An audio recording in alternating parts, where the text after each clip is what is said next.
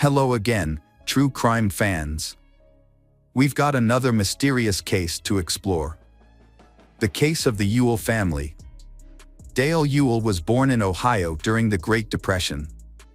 This challenging time in him the value of hard work and the importance of money, as he learned to appreciate every dollar he made. His family struggled financially, which likely motivated him to become determined and ambitious.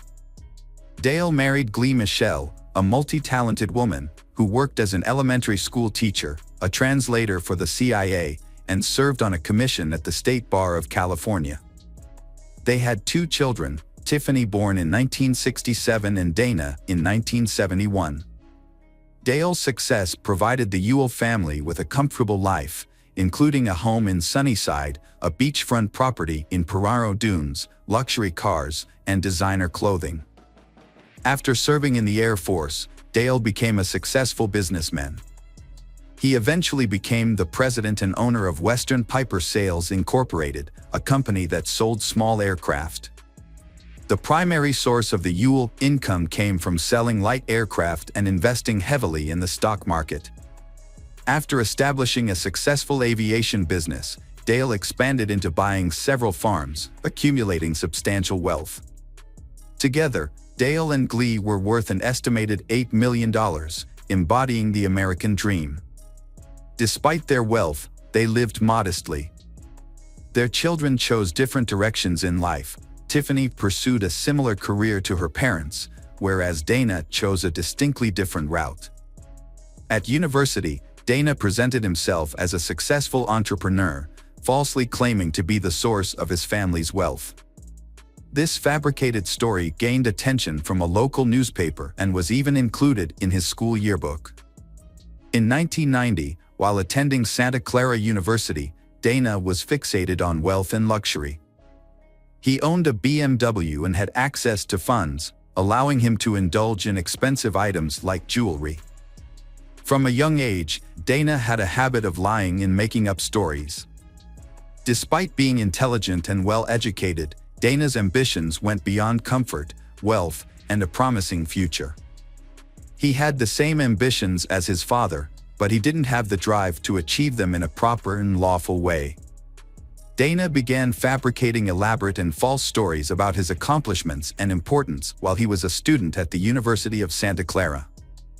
He lied to both faculty and peers, claiming he was the head of a multi-million-dollar company. His false narrative included starting as a stockbroker at 18, moving to aircraft sales, and eventually becoming president of his own aircraft manufacturing company.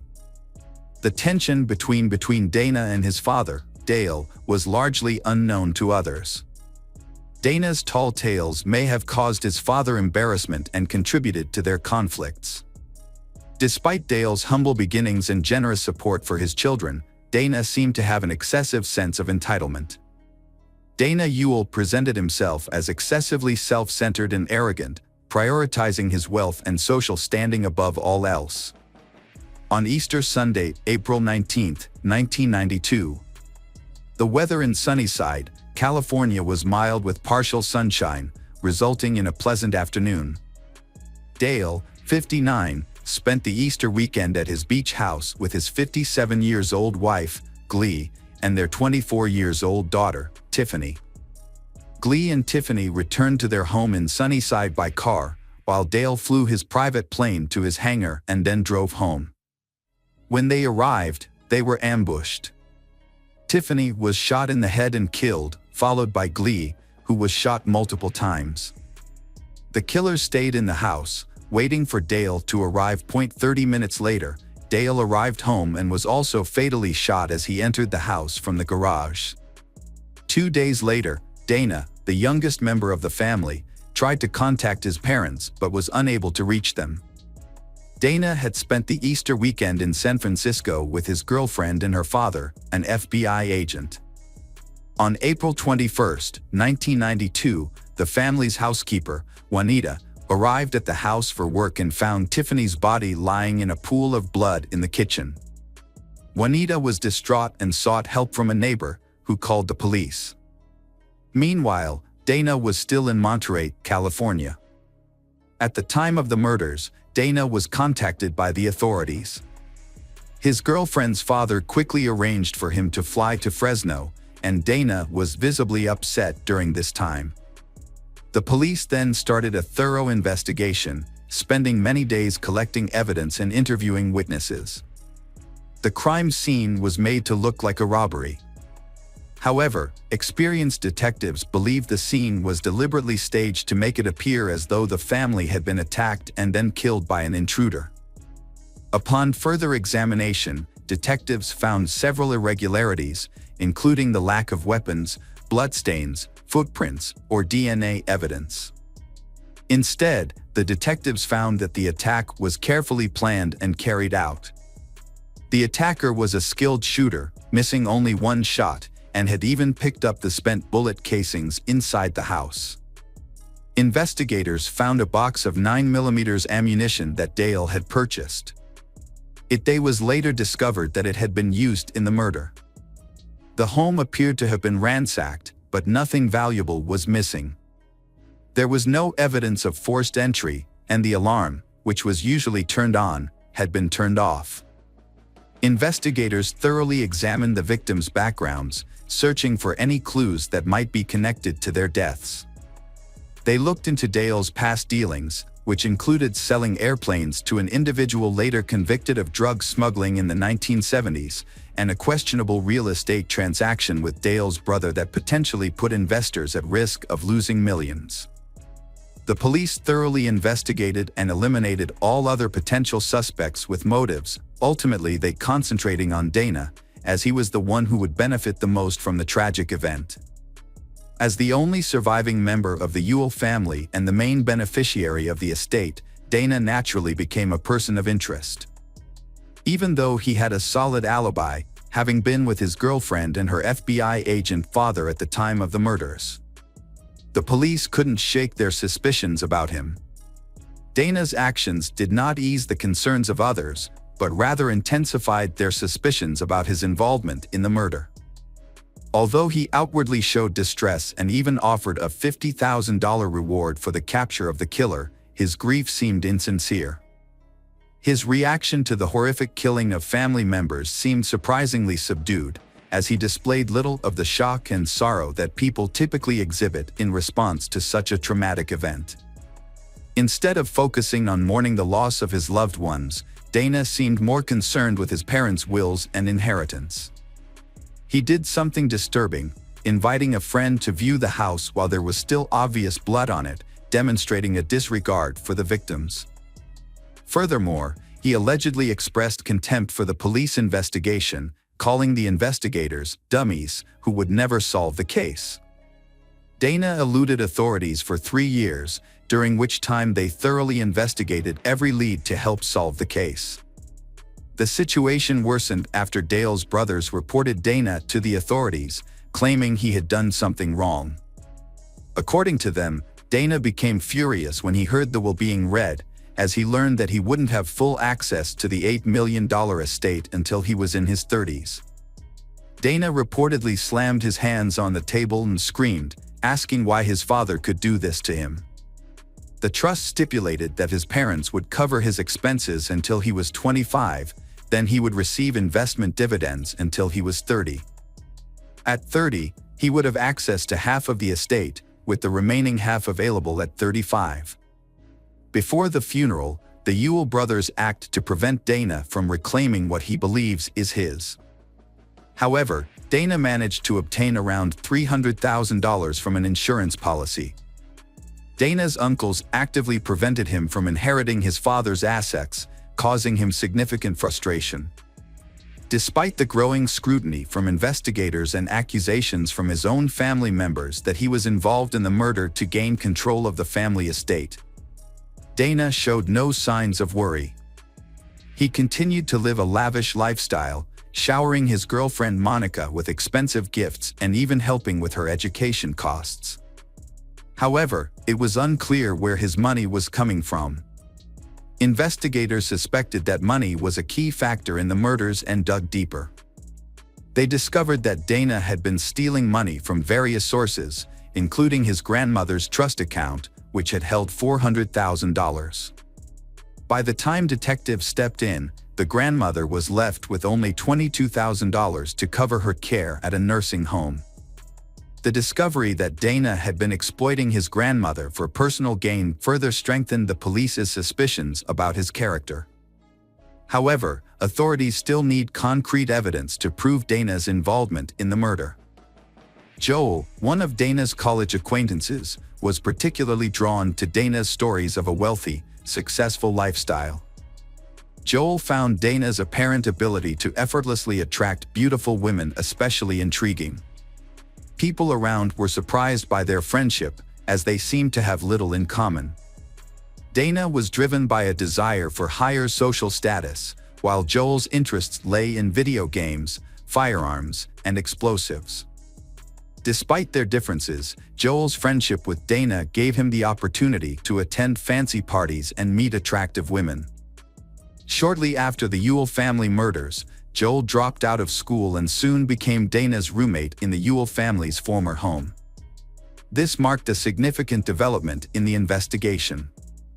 Both Dana and Joel started making unusual purchases, such as helicopter flying lessons, despite Joel having no apparent source of income.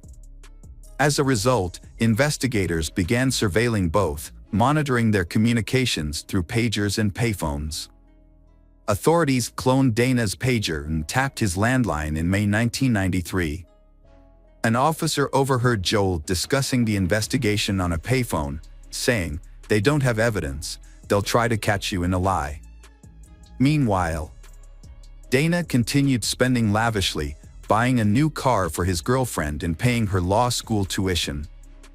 After using up the insurance payout, he took $400,000 from his grandmother's account, leaving her with only $22,000 for her nursing home expenses. In 1994, investigators shifted their focus to forensic analysis, which revealed that the murder weapon was a rare 9mm assault rifle made in Colorado. Records from the company showed that a rifle had been bought by Innes Jack Pond just before April 1992. Notably, Jack was a high school friend of Joel. When questioned, Jack first denied buying the rifle, then claimed he bought it as a birthday present for himself, and said the gun was later stolen.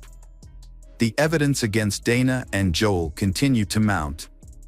At one point, detectives visited Dana at his university dorm and told him they believed Joel was responsible for killing his family.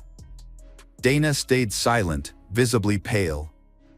After the detectives departed, Dana and his girlfriend, Monica, promptly contacted Joel's brother, Radovic, but they did not realize that they were being followed by the police. On March 2, 1995, police arrested Dana, Joel, and Peter, Joel's brother, and Jack Pond.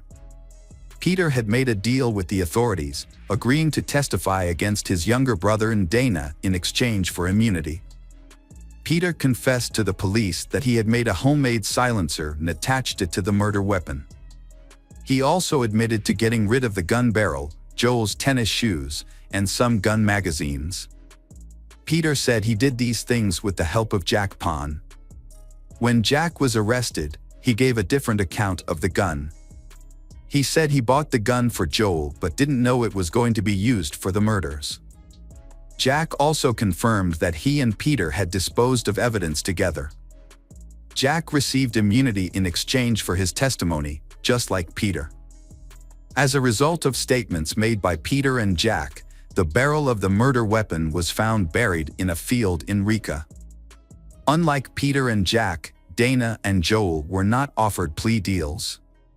They were charged with 3 counts of first-degree murder with special circumstances, which made them eligible for the death penalty. The trial began in late 1997. Dana and Joel, who had previously been close friends and had even lived together in the house where the murders occurred, now had separate lawyers and took different stances during the trial. Prosecutors argued that Dana's motive for the murders was greed, claiming he had promised Joel a share of the inheritance. Dana's lawyer argued that he was innocent, suggesting that Joel and Jack had planned and carried out the murders. Joel's lawyer acknowledged the strong evidence against his client and focused on trying to save him from the death penalty. During the trial, Jack Pond testified that he had bought the murder weapon for Joel and helped dispose of it. He also said Joel had given him details of the incidents on the day of the murder, in April 1992. According to Jack, Dana had asked Joel for a favor that he found hard to refuse.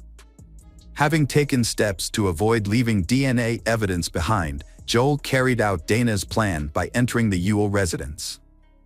He shaved off all body hair and then waited 12 hours on a plastic sheet to minimize the risk of leaving any traces, including an eyelash. He was also instructed to retrieve all bullet casings. Tiffany was shot in the back of the head and died instantly, without seeing her killer. Glee, however, saw Joel and tried to escape to the office, but was shot and severely injured. Joel pursued her and eventually killed her. During the trial, it was revealed that Joel had shot Glee multiple times at close range, and that she had recognized him as a friend of Dana's who had visited the family a month earlier. After killing Glee, Joel reloaded his gun and put on new gloves, then waited for Dale to arrive, whom he also murdered. On May 27, 1998, after an 8-month trial, the jury delivered a finding Dana Ewell and Joel guilty on all charges. However, they could not agree on the sentencing. 2 votes saved Joel from the death penalty, while Dana escaped the death penalty by just 1 vote. In the end, both received 3 consecutive life sentences without parole. Dana was imprisoned at Corcoran State Prison, 50 miles south of Fresno. He was among inmates like Charles Manson. His grandmother, whom he stole from, died in 1999. Dana claims to have undergone a spiritual transformation and become a Christian while in prison. Joel was imprisoned at Mule Creek State Prison in Ione, California. Meanwhile, Jack Pond pursued a career in law, becoming an attorney. Monica Zent broke up with Dana, finished law school, and established a successful law practice. Although Monica was thoroughly investigated, no evidence connected her to the crime. The only suspicious aspects were her initial unwillingness to cooperate and that some of the funds were used to help pay for her law school expenses. Dana Ewell's actions can be summed up by 3 words: greed, entitlement, and heartlessness. His extreme desire for wealth led him to manipulate and betray those closest to him, ultimately leading to the tragic deaths of his family members. Hello friends, welcome to our channel. Today we're going to take a look at another horrible case with you. The case of Cassie Farrington. In 2014, the townspeople of Silver City, a small town in southwestern New Mexico, were stunned to discover that 23-year-old Cassie Farrington, a local resident, had been found dead in the bathtub of her rental home, lying face down in the water. The tragedy was devastating for Cassie's parents, and things took a turn for the worse when the local police got involved in the investigation.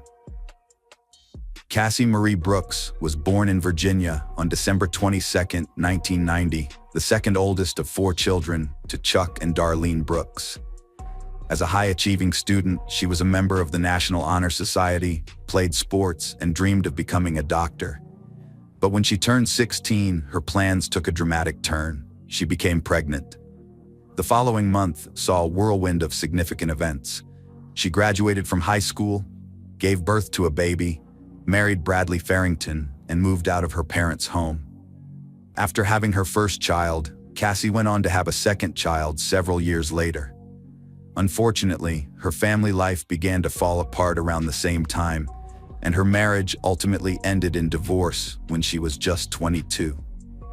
Following her divorce, Cassie moved to Silver City, a small town with a population of around 10,000 people, with her 2 kids in tow. There, she found work as a nurse at a local hospital and rented a home from a colleague. By her 23rd birthday, Cassie had begun a new romance with a man named David Barry, who rapidly formed a strong connection with her 2 children. Cassie confided in her family and colleagues that David brought her and the kids immense joy, and she was optimistic about finally achieving the happiness and peace that had eluded her in her previous tumultuous experience with family life. On March 24, 2014, Cassie phoned her parents after finishing her night shift at Silver City Hospital. During their several-minute conversation, she informed her mother of her plan: drive home, collect her kids, take them to school, and then return home to rest for a couple of hours before picking them up again later that day. However, the school staff attempted to contact Cassie, but she never showed up to collect the children. Cassie's mother, Darlene, attempted to reach her daughter by phone but didn't get an answer, assuming Cassie had simply forgotten to set her alarm after working a night shift. Next, Darlene contacted Sherelle, Cassie's landlord, asking her to check on Cassie. Upon arriving at the house, Sherelle knocked on the door but received no response. She then circled around the house and noticed water overflowing from the bathroom into the kitchen. Sherelle knocked on the door again, this time more forcefully, and called out Cassie's name, but there was still no response. Finally, she used her own key to unlock the house and enter. As Sherelle made her way across the wet floor towards the bathroom, the sound of flowing water grew louder and more distinct. Her voice trembled slightly as she repeatedly called out Cassie's name. When she finally reached the bathroom, Sherelle's worst fears were confirmed. Cassie lay face down in the overflowing bathtub, still wearing her house robe, with water continuing to pour out. Cassie's co-worker Sherelle, who was trained in first aid, quickly realized that it was too late to try to save her. Cassie's body had already begun to stiffen, which meant she had been dead for several hours. Sherelle immediately called 911 to report what had happened, and soon paramedics and police officers arrived at the house. Sadly, Sherelle also had to call Cassie's parents to break the devastating news that their daughter had passed away. As Sherelle waited for the paramedics to arrive, she thoroughly searched the house and made a disturbing discovery. In the second bathroom, located in a different part of the house, she found that the faucet was open and water was continuously flowing. Fortunately, this bathroom was equipped with an overflow protection device, which prevented the excess water from flooding the floor. Instead, it was safely draining away. Sherelle's attention was also drawn to the towel rack, which had been ripped from the wall and was now lying on the floor. Chuck and Darlene immediately stopped what they were doing and rushed from their home in Arizona to Silver City upon receiving the news. A couple of hours later, they arrived at the house where their daughter's lifeless body had been found. At that point, the police were already on the scene, and their investigation revealed that there were no signs of forced entry into the house, as all the locks were still intact, the windows were closed, and the glass was unbroken. Valuables that might have been stolen in a break-in were left untouched in the house. This led the local police chief to ask Cassie's parents if she had a history of suicidal tendencies and if she had any reason to take her own life. However, Chuck and Darlene strongly denied this possibility, insisting that Cassie would never do such a thing because she would not put her children through such distress. Despite their objections, the police chief repeatedly suggested that Cassie had likely orchestrated her own disappearance, almost as if he was trying to convince them of this theory. Normally, a thorough investigation of the accident scene would take days, but in this case, the police left the premises just a few hours after the body was discovered, informing Chuck and Darlene that they were free to use the house. This haste puzzled Cassie's parents, and they decided to conduct their own investigation of the house. Upon inspection, they found water still in the bathtub, and when they emptied it, they noticed black streaks on the sides, similar to the marks left by rubber-soled shoes on the floor. Furthermore, they discovered various personal belongings of Cassie's scattered around, including her glasses, hairband, and a coat hanger. With all of these circumstances, Chuck and Darlene suspected that the authorities might be trying to hastily close their daughter's case as non-criminal, particularly since the police hadn't searched the house for fingerprints. It wasn't until they made a call to the DA's office that the police seemed to put in more effort, or at least gave the appearance of doing so. They likely would have preferred to close Cassie's case earlier, but the medical examiner's report made that impossible. The report revealed that Cassie's body had multiple bruises, including on her neck, and the forensic medical examiner's conclusion was that her death was a homicide, although the exact method was not specified. The scene of the crime was no longer helpful because the property owners had cleaned up and made minor renovations after the incident. As a result, the police had no new information to share with Cassie's parents over the months. The police investigated David Barry, the man Cassie had met before her death, but he was ruled out as a suspect due to his solid alibi. As time went on, Cassie's parents grew increasingly convinced that the local police were not doing enough. It wasn't until Chuck and Darlene met with the chief district attorney again and requested action be taken against Detective Jose Sanchez, who was in charge of the investigation into their daughter's death, that things started moving forward. After reviewing the case file, the district attorney agreed that Sanchez had made numerous errors. As a result, Sanchez was taken off the case, and a more seasoned detective was assigned to take over. The new detective immediately focused on the individual that Chuck and Darlene suspected was responsible for their daughter's death. From the beginning, Cassie's family and close friends were convinced that only one person had a motive to kill her: her ex-husband, Bradley Farrington. At the time of her death, Cassie and Bradley were in conflict and engaged in a bitter custody battle over their children. It was likely that the court would have ruled in favor of the children staying with their mother. It was clear to everyone that Bradley stood to gain the most from Cassie's death, as he would gain custody of the children and be relieved of his child support obligations. Many questions likely arise from this, such as why Bradley wasn't immediately considered a suspect and why he wasn't scrutinized from day one. To the average person, the answers to these questions are obvious. However, looking ahead, it's likely that officials at all levels will deny the obvious conclusions. In reality, Bradley's status as a Silver City police officer and his friendly relationships with the investigators who came to Cassie's house likely shielded him from suspicion. He left the police force just a few months before Cassie's death. In addition to having a motive, Bradley also had the necessary expertise. As a former policeman, he was familiar with police procedures and knew how to destroy evidence. The bathwater had removed any potential DNA samples from the body and erased the shoe prints on the floor. Therefore, there would have been no need for him to break down the front door, as Cassie would have opened it for him herself. Any evidence that might have linked Bradley Farrington to the crime scene was likely destroyed due to the local police's flawed investigation. The only remaining option to hold Bradley accountable was through eyewitness testimony. Cassie told her parents that Bradley regularly abused her and the kids. He even mocked her, saying she should try reporting him to the police.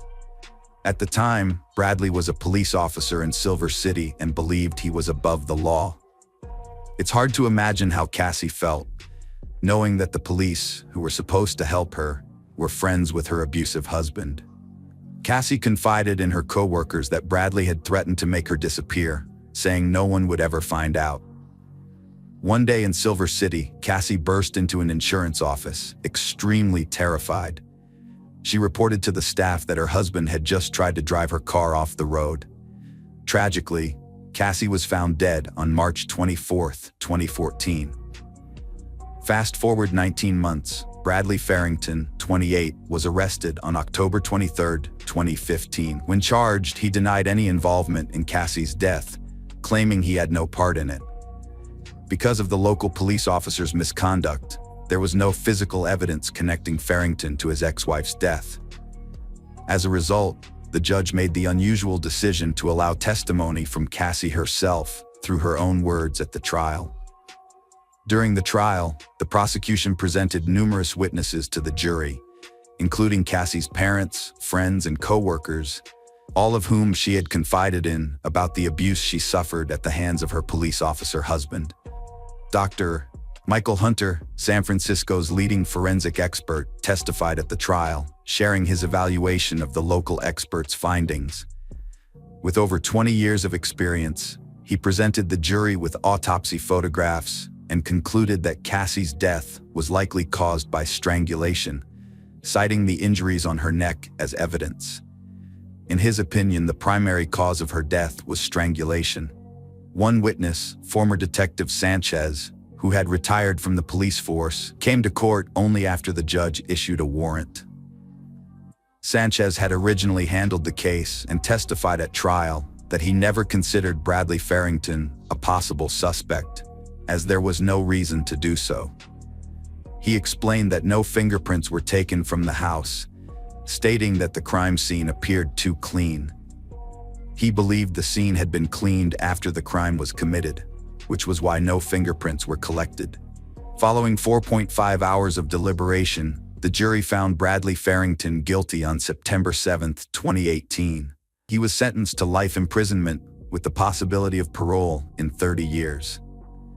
In 2020, Farrington appealed to the New Mexico Supreme Court, arguing that the trial court erred in allowing testimony from the victim's co-workers, friends, and family members, who recounted her statements about Farrington's threats and domestic violence.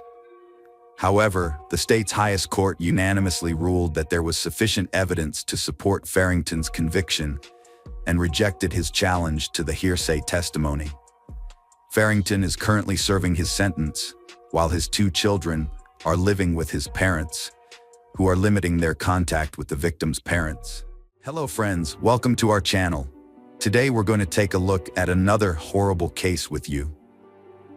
Min Lin and Yoon-Lee Lin's love story began in the late 1980s during their college years at an Australian university. Both were natives of China who had separately emigrated to Australia to pursue higher education. Yoon-Lee through an exchange program, and Min, who was 2 years her senior, remained in the country for a professional internship. They met in a university corridor, which they later recalled as a case of love at first sight. They shared common roots and dreams, and both felt like outsiders in a foreign land, but were united by their aspirations to start a new life in Australia. After graduation, the couple married and settled in the picturesque and peaceful suburb of North Epping in Sydney. Their love grew into a large, close-knit family, deeply connected and devoted to one another.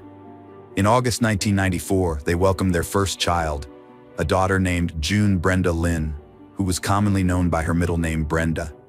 Their son Henry was born in 1997, followed by the youngest, Terry, in 2000.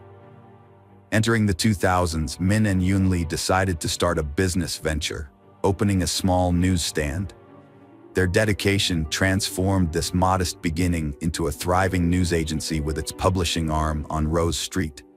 The Lin family's business prospered, enabling them to enjoy a comfortable lifestyle with a spacious home, a luxury car, and prestigious private schooling for their children.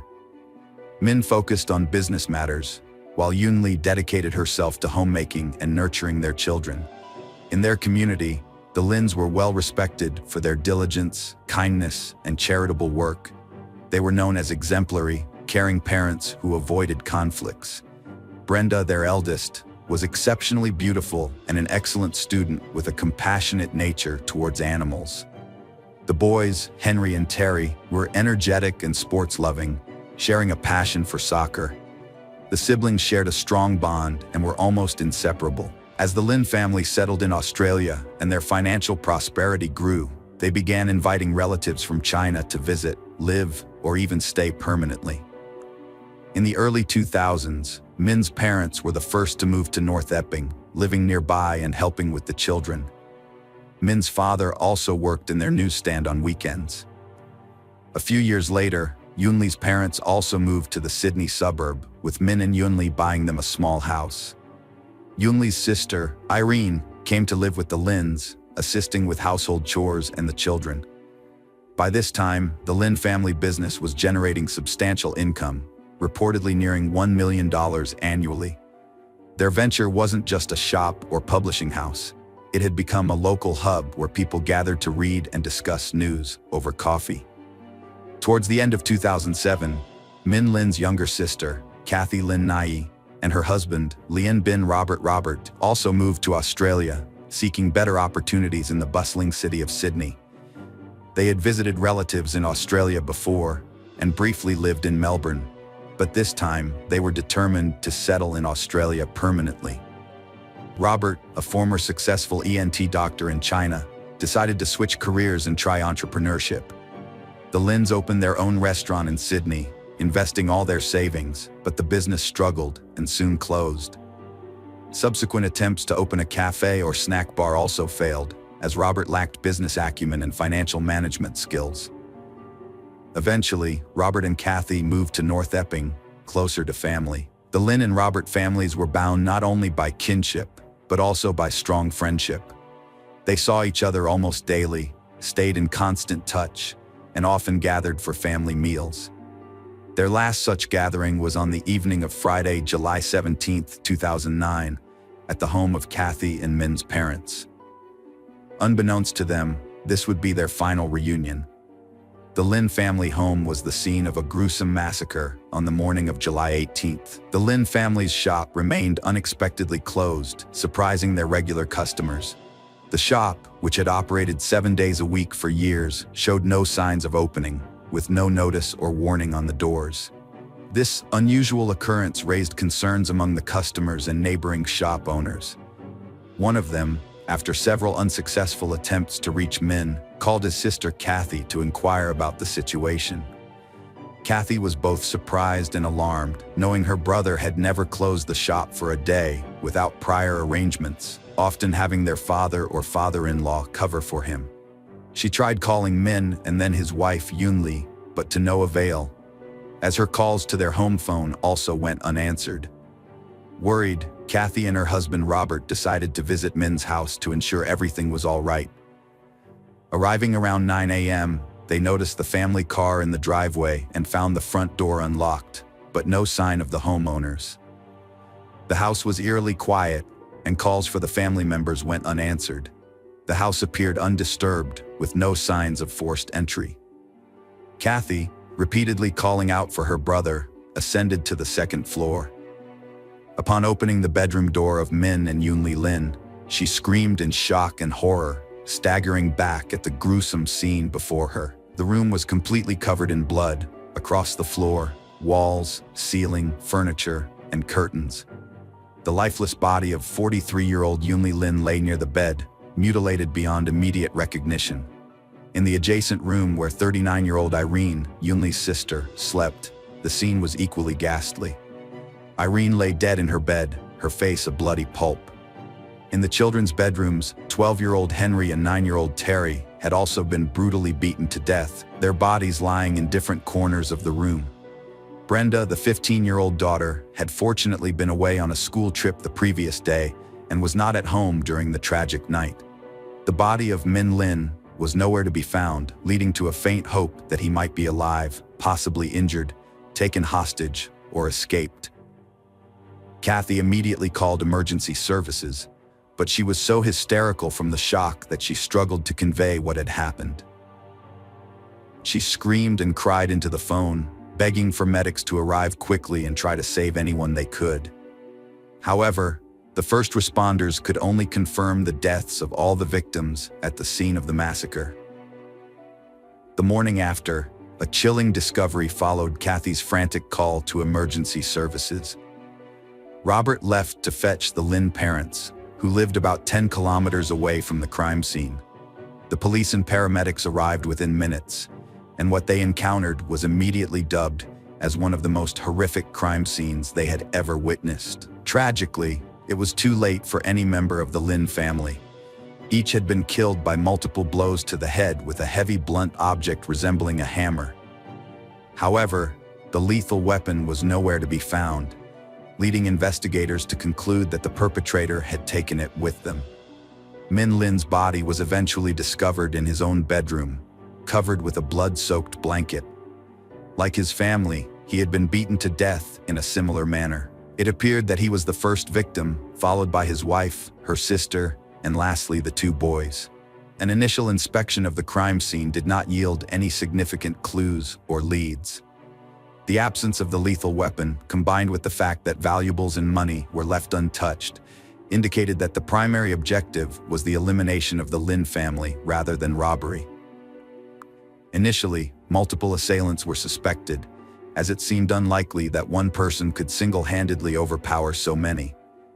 However, evidence suggested that the children were awake and had desperately tried to escape during the attack, as indicated by blood stains and splatters throughout the house. Interestingly, all adult victims besides head injuries also showed signs of strangulation, possibly to minimize resistance during the assault. Identical bloody shoe prints were found in each room with a unique tread pattern, but the shoe brand could not be identified, only its size. No fingerprints were discovered, suggesting that the killer or killers wore gloves. At first, there were no leads or theories about the identity of the perpetrator, as family, friends, and neighbors unanimously stated that the Lins had no known enemies. The motive for such a brutal massacre of 5 people remained unclear. The time of the attack was established to be between midnight and 3 a.m. on July 18th. Brenda Lin, the eldest and now the sole survivor of the extensive Lin family, was on a school trip to New Caledonia at the time of the tragedy.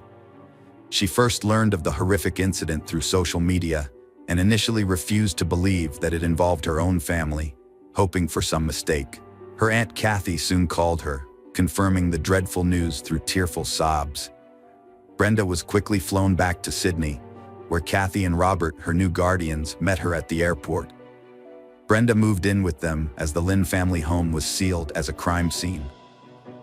The next day, a grief-stricken Brenda was brought to the police station for questioning. However, she could offer no new information, insisting that her family had no enemies or ill-wishers and had noticed nothing unusual before her trip. Following her family's death, Brenda became the heir to a substantial fortune, including property in the family business. However, being a minor and still in school, her legal guardians, Aunt Kathy and her husband Robert, were responsible for managing the estate. Brenda's grandparents also offered their support, but Kathy and Robert insisted on being her primary caretakers. Robert even threatened legal action if the elderly relative sought custody, arguing they were too old to care for a teenager. Eventually, the matter was settled amicably, and Brenda remained with her aunt and uncle.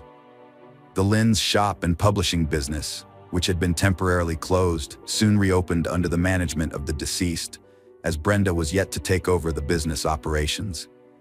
Robert also began actively reviewing the family's bank accounts, savings, real estate, and other assets.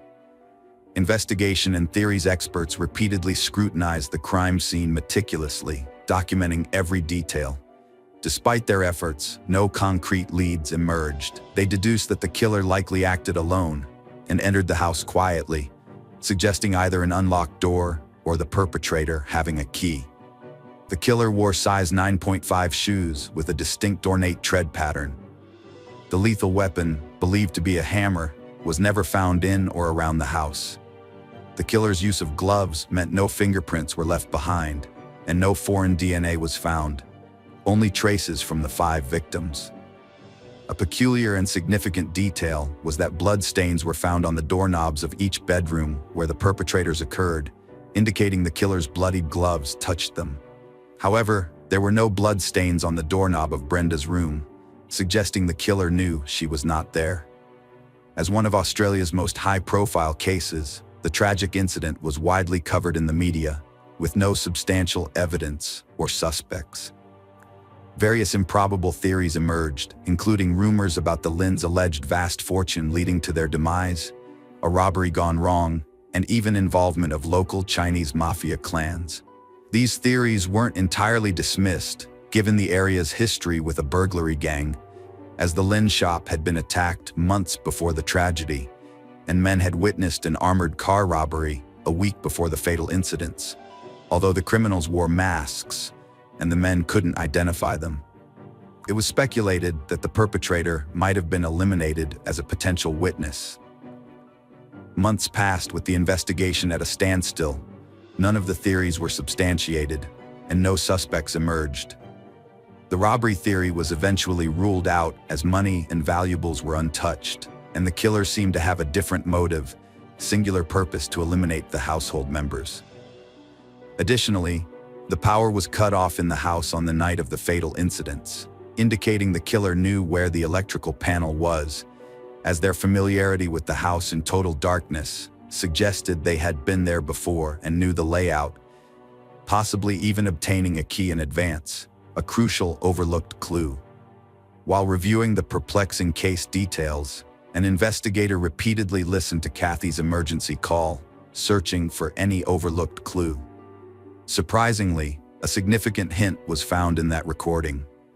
The recording captured Kathy's hysterical attempts to explain the situation, her words jumbled and interrupted by cries and sobs. At the end of the call, when the operator confirmed that emergency services were on their way, Kathy unexpectedly mentioned her husband's name, adding something in Cantonese, directly addressing him. This detail piqued the investigators' interest, prompting them to translate her words. It turned out Kathy was pleading with her husband not to leave her alone in the house. This was significant because Robert had decided to fetch the Lynn parents on his own, leaving Kathy at the gruesome crime scene before the police arrived. Robert's behavior seemed highly suspicious, as 5 people had just been brutally taken away from the house, and the killer could still have been hiding inside, making Kathy a potential target. Yet Robert appeared calm and simply left as if he knew nothing bad would happen to his wife. After several unproductive months, the police finally identified a primary and sole suspect, Robert. It was discovered that he had a key to his brother-in-law's house, which his in-laws had given him just in case, shortly before the tragedy. Curiously, Robert never mentioned this during interrogations, and Kathy was unaware that her brother had given her husband a key. Brenda unknowingly revealed this crucial detail to the investigators. Further investigation revealed that Robert's claim of being a successful ENT doctor was a facade. While he did possess a medical degree, he never held a stable job in the field. Rumors suggested he fled to Australia to avoid punishment for alleged bribery charges in China. In Australia, Robert failed to establish himself professionally, squandering the last of his savings on unsuccessful business ventures. After moving to North Keeping, he became essentially idle, relying on his wife's income and occasional financial assistance from Kathy's relatives. Once the guardianship papers for Brenda were finalized, Robert acted as if he had inherited the Lynn family's estate. His first move was to force Lynn's parents out of the house that Min had bought for them, though it was legally under the deceased name. Even though Men and Kathy's parents remained in the house bought for them, considering these facts and circumstances, investigators theorized that Robert was driven by intense envy of his wife's more successful and wealthy relatives, harboring a long-standing plan to seize their property, money, and lucrative business. Despite living under the same roof as the perpetrator of the crime against her family, Brenda and Kathy weren't considered in immediate danger. Brenda was oblivious to the true nature of her cohabitant, while Kathy was needed by Robert to maintain control over the family's assets. However, the police couldn't arrest Robert yet due to lack of concrete evidence against him. Interrogation, surveillance, and arrest. The investigation team obtained permission to install several hidden cameras in the Robert household, hoping to gather the evidence needed to prove Robert's guilt. The breakthrough came sooner than expected, starting with an unsuspecting revelation by Kathy during an interrogation. Kathy mentioned her husband's preference for a particular brand of shoes a few years back. Robert had purchased 2 pairs of sneakers from a limited edition series that he particularly liked. He had worn out and discarded one pair, but the other was still carefully stored in its box at their home. Notably, Robert wore size 9.5 shoes, the same size as the killer's. The key evidence came when Robert was captured on one of the hidden cameras, meticulously destroying the box of the aforementioned shoes. This footage led to a warrant to search the suspect's home, where a new pair of size 9.5 sneakers was found. The tread pattern on these shoes matched the prints found at the crime scene. Additionally, A small smeared trace resembling blood was discovered in his garage. Forensic analysis confirmed that it was indeed a blood stain containing the DNA of all 5 Lynn family victims, literally linking it to the crime scene. This evidence led to Robert's arrest, finally providing the concrete proof the police needed to take action. During the trial, shocking revelations emerged. Robert vehemently denied any involvement, claiming the blood found in his garage appeared after their return from the Lynn house. He also dismissed the significance of the sneakers with matching tread patterns found in his possession, asserting they were brand new and that he had immediately disposed of the old pair. While awaiting trial in prison for 3 years, Robert unknowingly shared cells with several informants. In one such conversation, he confessed to meticulously planning the crime and carefully covering his tracks.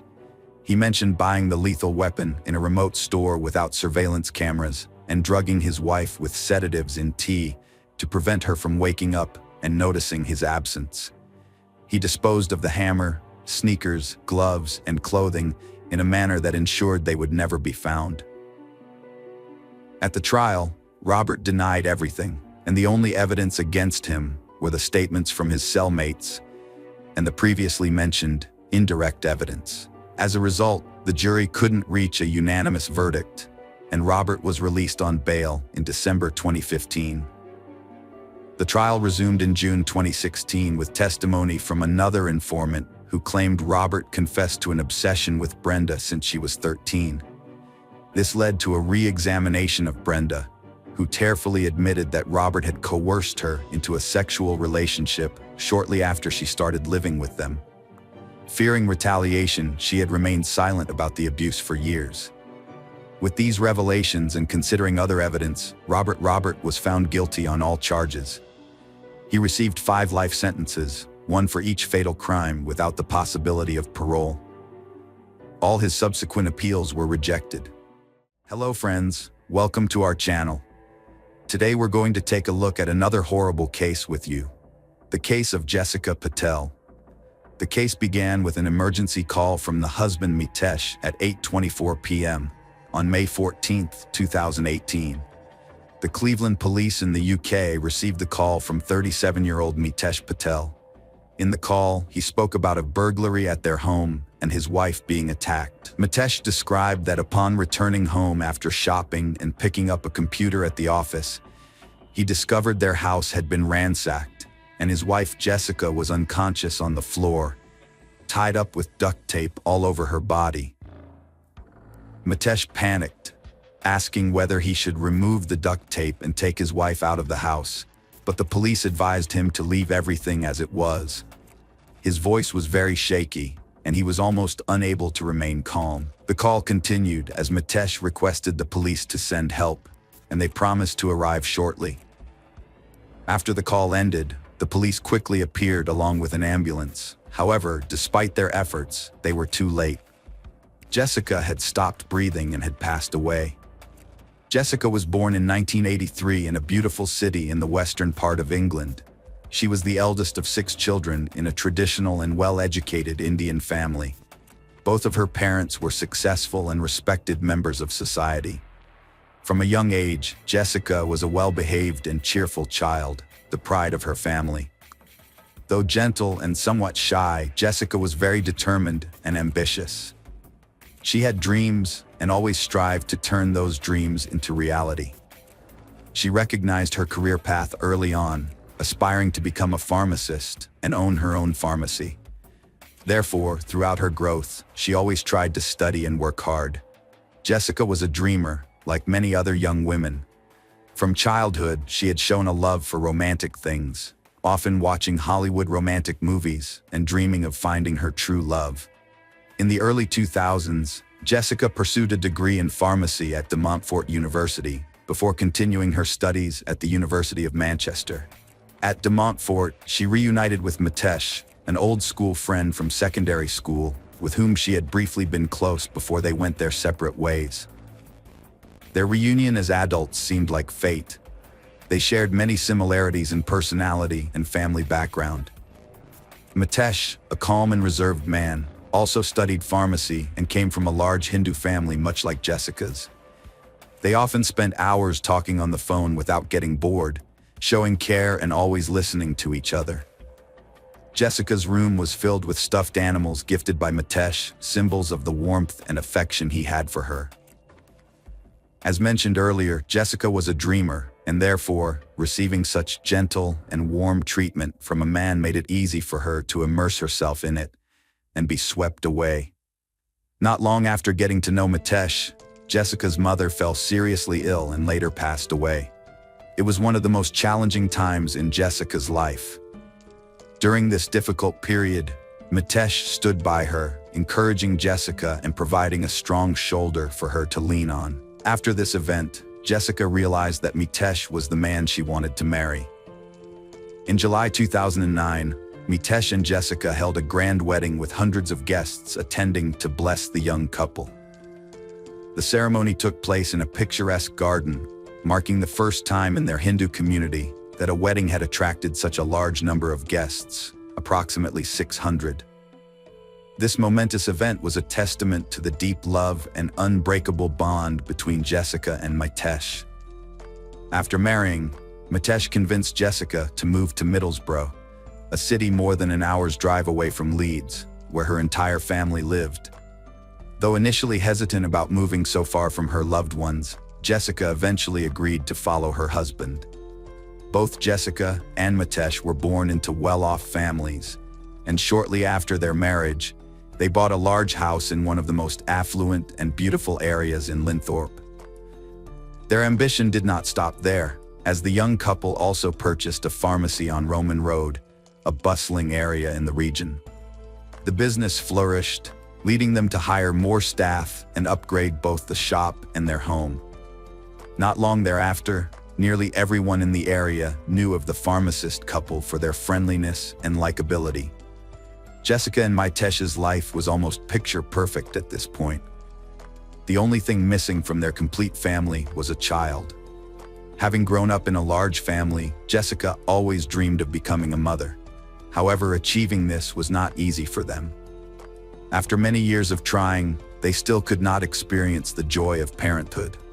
Like many other couples facing fertility challenges, they resorted to in vitro fertilization, IVF, to conceive. Unfortunately, Jessica and Mitesh were plagued by misfortune throughout their journey to have a child. After 3 different IVF attempts and numerous consultations, the results were still unsuccessful.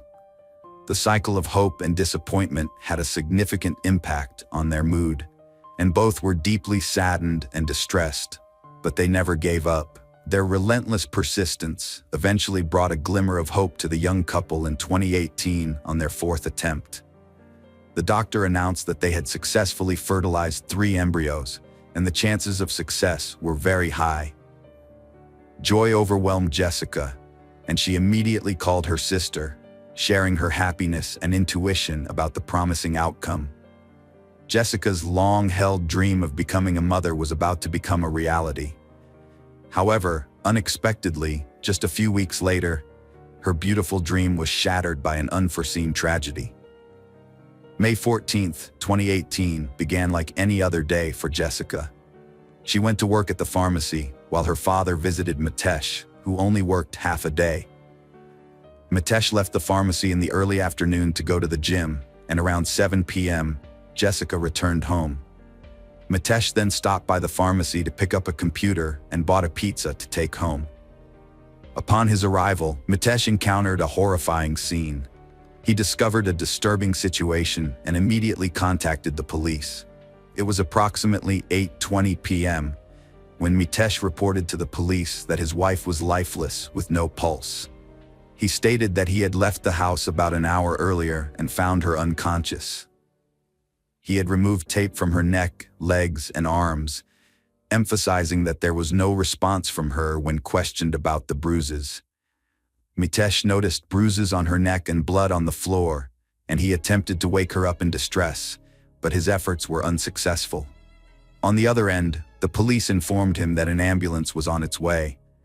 Eventually, when the medical team entered the house, they found Jessica in the living room. They did everything they could to save her, but it was too late. On the morning of August 15th, the residents of Linthorpe were shocked to learn that the local pharmacist had been murdered in her own home. This tragic news immediately caused widespread unrest and anxiety within the community, leaving people around the area bewildered and frightened. It seemed that a bold thief was rampaging through the peaceful residential area, and every resident felt vulnerable, fearing they could be the next victim. The shock from this event prompted the community to take swift action, rushing to buy additional locks and install security systems to protect their homes. Just the day before, their neighborhood had been peaceful, but now everything had changed. Immediately after receiving the call, the police promptly arrived to secure the crime scene. The first 60 minutes following a murder are crucial for collecting clues and evidence, and therefore, the police immediately proceeded to cordon off the area. Minal, one of Jessica's sisters, awoke to find her husband motionless at the foot of the bed in the dead of night. Instantly, she sensed something was amiss. This disturbing news quickly reached Jessica's family, who rushed to Jessica and Mitesh's residence. Upon entering the living room, Minal found Mitesh slumped on the sofa, head in hands. She sat beside him, offering solace, and Mitesh, overcome with emotion, buried his face in her shoulder, surrendering to uncontrollable sobs. Minal reassured him that no matter the circumstances, the family would stand by him unwaveringly. The room was heavy with sorrow, and the sound of weeping spread, piercing the hearts of all present. After the police asked Mitesh and Jessica's family to leave the house, they began a thorough examination of the crime scene. The first thing they noticed was that there were no signs of forced entry or vandalism from the outside, suggesting that Jessica might have known her attacker, although Mitesh insisted that she was trusting and could have opened the door to anyone. Meanwhile, the police needed to verify the alibis of all the people involved, and the first person on their list was Mitesh, who had the closest relationship with Jessica. The police needed clear details about Mitesh's actions that day, not just to confirm his alibi, but also to establish the timeline of the intruder's entry into the house. Determining exactly when Mitesh left the house was crucial, allowing the police to check the surveillance footage from the security cameras in the area during the time of the crime. Mitesh admitted that he had left the house around 7 p.m. to buy pizza and then drove home, where he discovered Jessica unconscious in the living room next to the window, with her legs and arms tied with tape. The house was in a state of disarray, with items scattered everywhere. Mitesh stated that he was away from home for just over half an hour, so Jessica must have been murdered between 7:45 and 8:20 p.m. Previous examination results showed that Jessica died from asphyxiation, and the bruises on her neck indicated that the attacker had used a type of cord to strangle her on May 17, 2018. Just 3 days after Jessica's death, the family received a call from the police informing them that a suspect had been arrested the previous afternoon.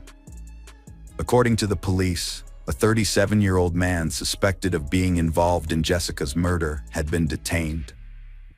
The next day, when the family went to the police station to confirm the identity of the suspect, they were shocked and disbelieving.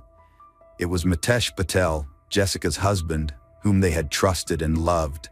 Learning the truth left Jessica's family and the local community in a state of disbelief and shock.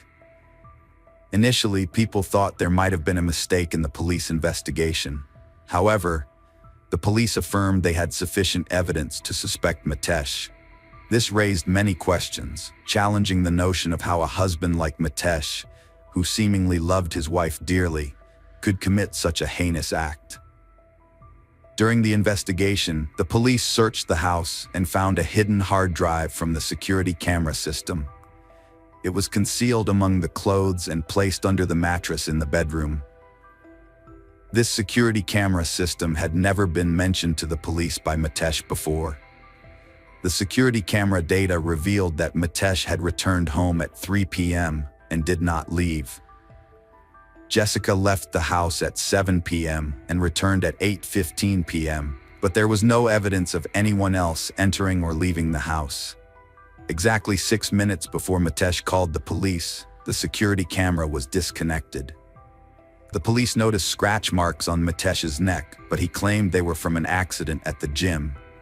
However, forensic examination revealed Jessica's DNA under Mitesh's fingernails, suggesting that she had struggled and resisted when he assaulted her. At the pharmacy, the police found the roll of tape used to bind Jessica. When comparing the torn piece of tape to the remaining roll, they matched perfectly. A suitcase full of clothes was also found under the bed, and during a search of the medicine cabinet, they discovered jewelry worth approximately £25,000 in a gold bar stored in a safe. With this evidence, Mitesh became the prime suspect. The police decided to investigate Mitesh's motive by checking his mobile phone and personal computer. In the search history on Mitesh's computer, they uncovered a horrifying truth.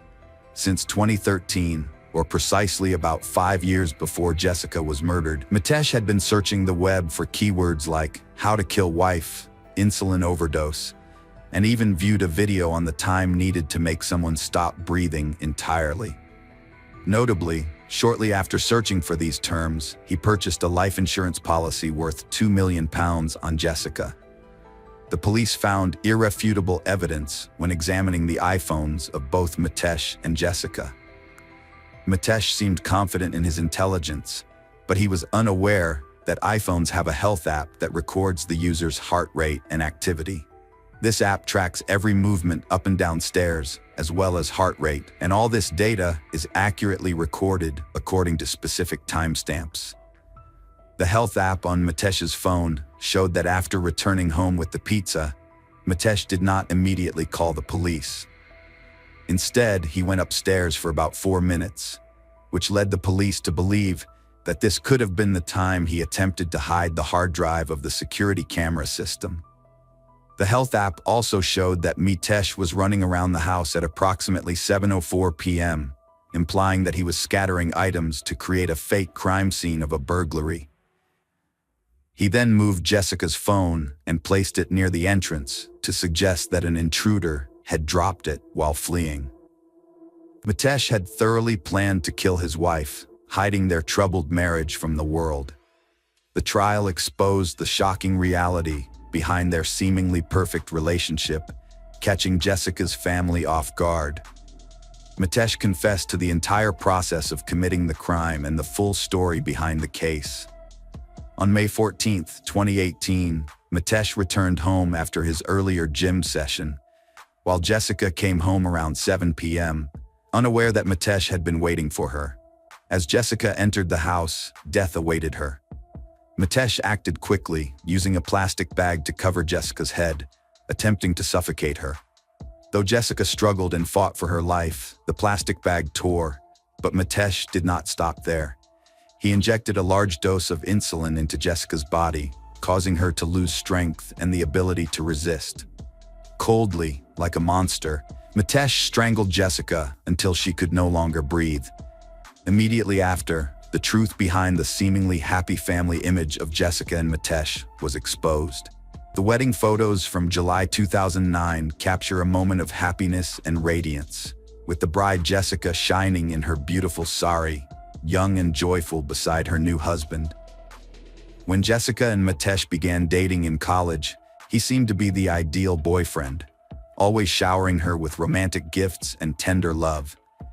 They appeared to be the perfect couple when Mitesh proposed in 2009, even though the family thought it was too soon. Jessica managed to convince them of their love and decision, despite her family's strict adherence to Hinduism, as they did not want to wait. Divya depicted Jess as graceful, witty, and feminine. As children, they connected over Bollywood love stories, igniting Jess's aspirations for romance and family. Their extravagant garden wedding in Leeds, where Jess was raised, signaled the beginning of their new chapter.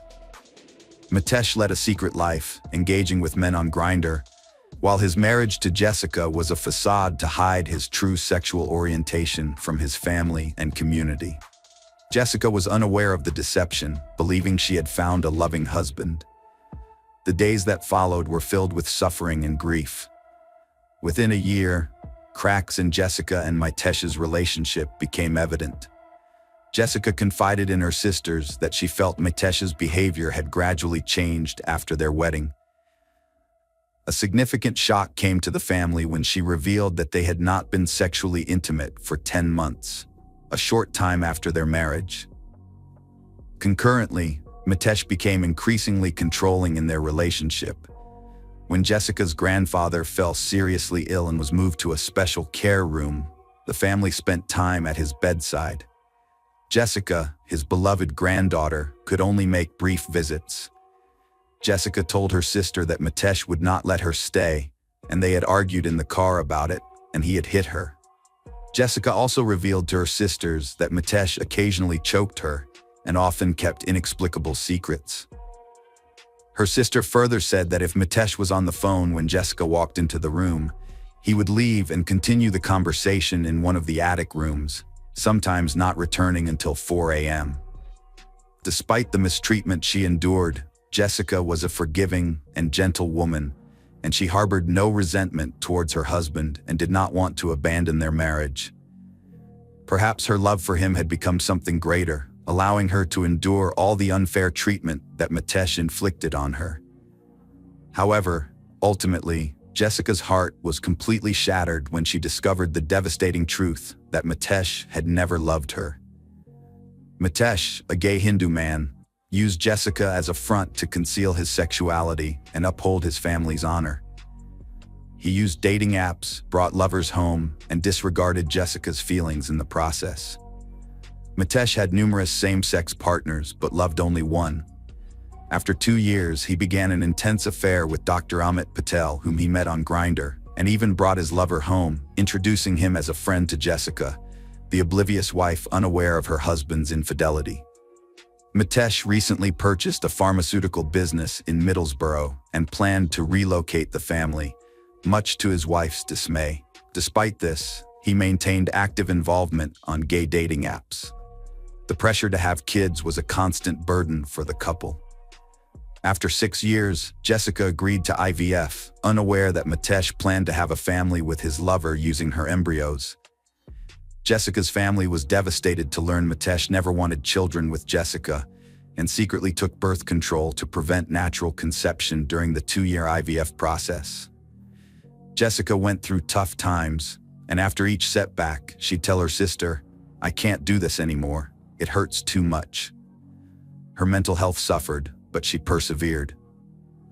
The 4th round of IVF was successful, and in May 2018, they learned 3 embryos were ready for implantation. Days later, Jessica was overjoyed to become a mother, but tragically, she passed away the next day. In 2016, Amit immigrated to Australia, and Mitesh began dreaming of a new life with his lover in a new country. He even texted his lover, "I told you her day had been marked," indicating that he saw his wife as an obstacle and was ready to remove her.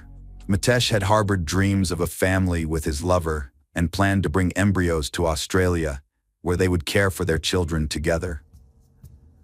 The police also discovered that Mitesh was researching housing prices in the Australian city where he and his lover lived. Mitesh's sinister plan, after eliminating Jessica, was to use the life insurance payout he had taken out on his wife to have the financial means and freedom to start the life he truly anticipated. Prosecutors also stated that Mitesh's motive was always to escape the strict upbringing of his Hindu family and move to Australia to be with his lover and start a new family.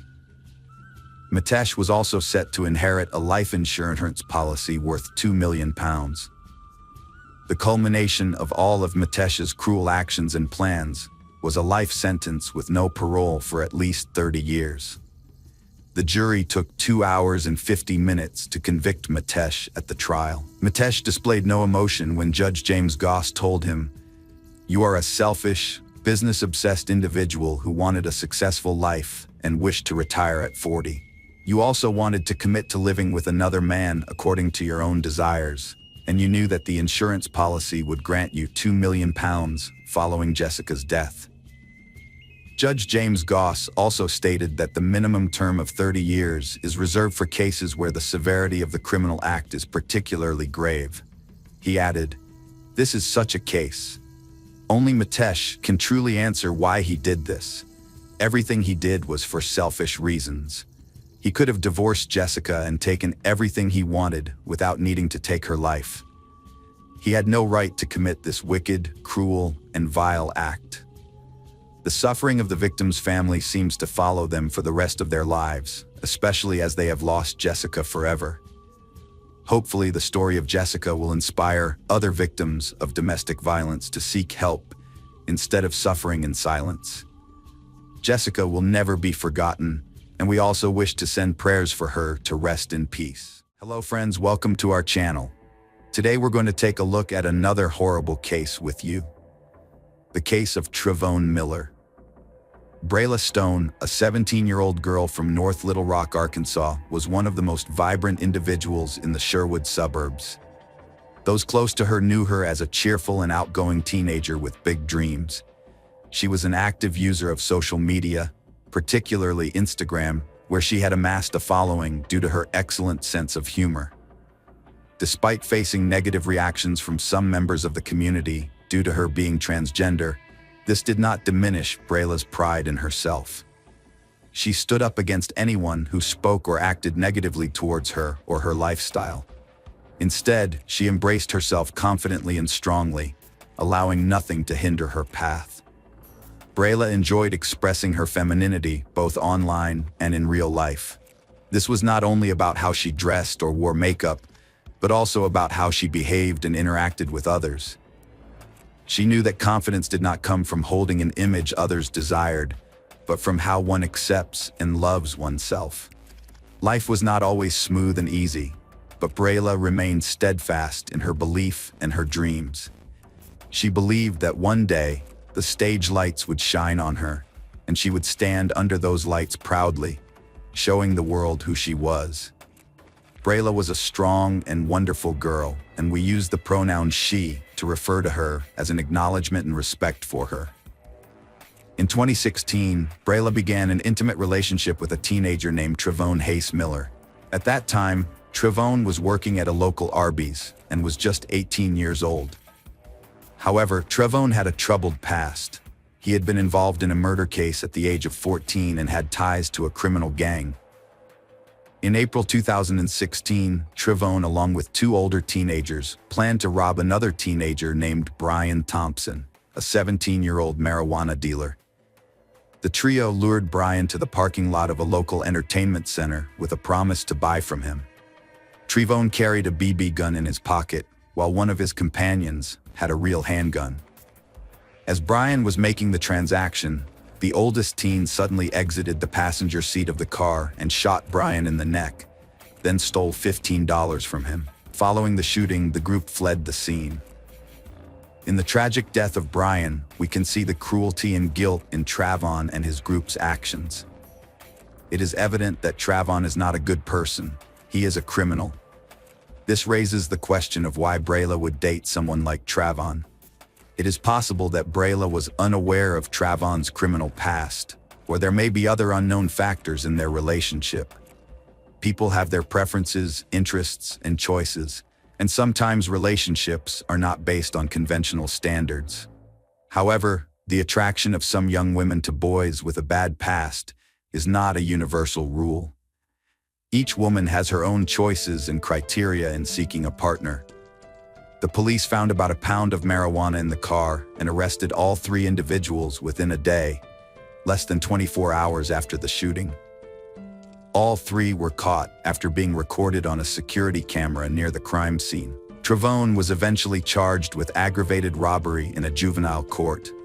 Initially, he faced a murder charge, but Trevone agreed to cooperate with investigators and testify against his accomplices, helping to reduce his charges.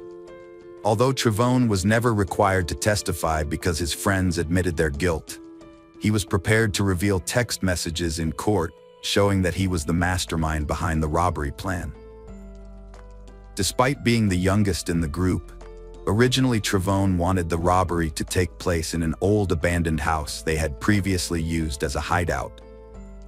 However, the only consequence for Trevone was a short time in a juvenile detention center, while his two older accomplices were charged and sentenced and remain in custody to this day. In 2019, Trevone was arrested again for robbery and impersonating a criminal in the second degree. This time, he impersonated a security guard at a Walmart store and tried to rob two customers in the parking lot. Just a few months later, he was arrested again on another weapons-related charge.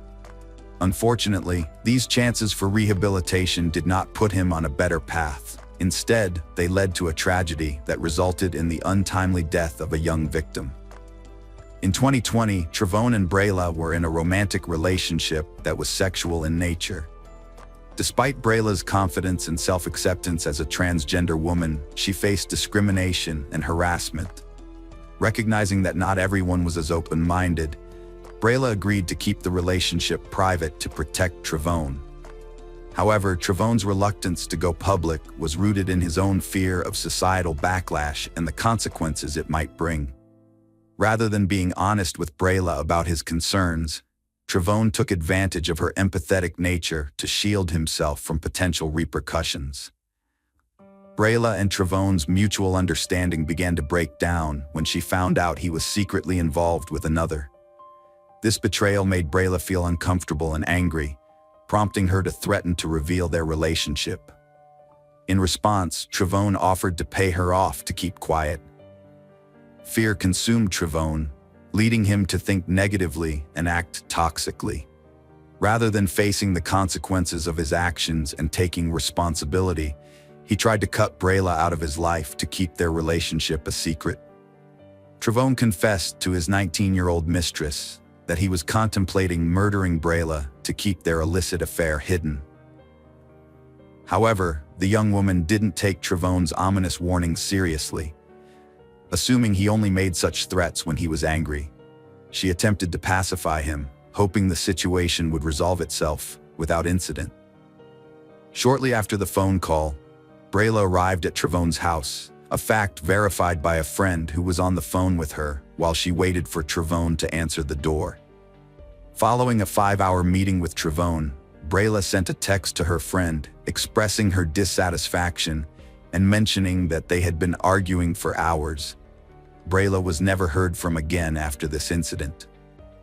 The next morning, on June 25th, a passerby contacted the police to report a dead body in a park in Sherwood, a suburb of North Little Rock. The police found Brayla's body in a black Saturn Vue parked on a gravel path near 7224 Vista Point Court, which is visible from Gap Creek Drive. At the time her body was discovered, Brayla had already been reported missing to the North Little Rock police. When the police arrived, they discovered 17-year-old Brayla in an abandoned car along the gravel path, having been shot fatally in the head. Brayla was found with a gunshot wound through the head, her body positioned upside down on the front passenger floor with her legs on the back of the seat. The driver's side window was shattered. According to police reports, there were signs of blood inside the car and a strong smell of bleach. Investigators also noticed discoloration from cleaning agents on some of the car's interior. The news of Brayla's tragic death spread across media outlets. Notably, her family requested that all articles and segments about Brayla's story refer to her using the pronouns he and the name given to her at birth, despite the preferences she clearly expressed in the years before her death. It's evident that Brayla and her family were not on the same page, and they did not support her true identity, even in her absence. This is truly a heartbreaking tragedy. Even in her obituary, an old image of Brayla before her transition was used, evoking a deep sense of disappointment and regret. Instead of honoring and respecting her true self, her family chose to present images of a past that Brayla had overcome and sought to change. This reflects the negative aspects of a society still reluctant to accept and respect individual diversity and identity. It highlights a sense of injustice and pain as a person who, with all their efforts and courage to become the best version of themselves, is still undermined and overlooked. It's not just Brayla's death that is mourned, but also the sorrow for a society still rife with prejudice and discrimination. Following Brayla's death, a provocative Instagram post emerged claiming responsibility for her murder in exchange for $5,000. The user, Tappan Season, even posted a photo of a $100 bill as supposed proof. However, after 24 hours of intense backlash, the user confessed that they were, in reality, a 15-year-old seeking attention and had fabricated the entire story. This reckless and inexcusable act caused unnecessary confusion, grief, and fear within the community, particularly among Brayla's family and friends. The lack of prompt police action against the imposter further exacerbated feelings of insecurity and frustration. Although the teenager may avoid legal repercussions, the gravity of their actions remains severe. It is hoped that as they mature, they will come to understand the gravity of their behavior and learn from this experience, eventually becoming responsible adults who respect others and value integrity. It took the police 7 days to catch Trevone. According to the arrest report, Trevone became a prime suspect for the Sherwood police soon after the incident. A friend of Brayla's had informed the police that Brayla was with Trevone on the night she was murdered. This friend also revealed that the location where Brayla's body was found was a spot Trevone often visited for secret meetings, which was near his home in Sherwood.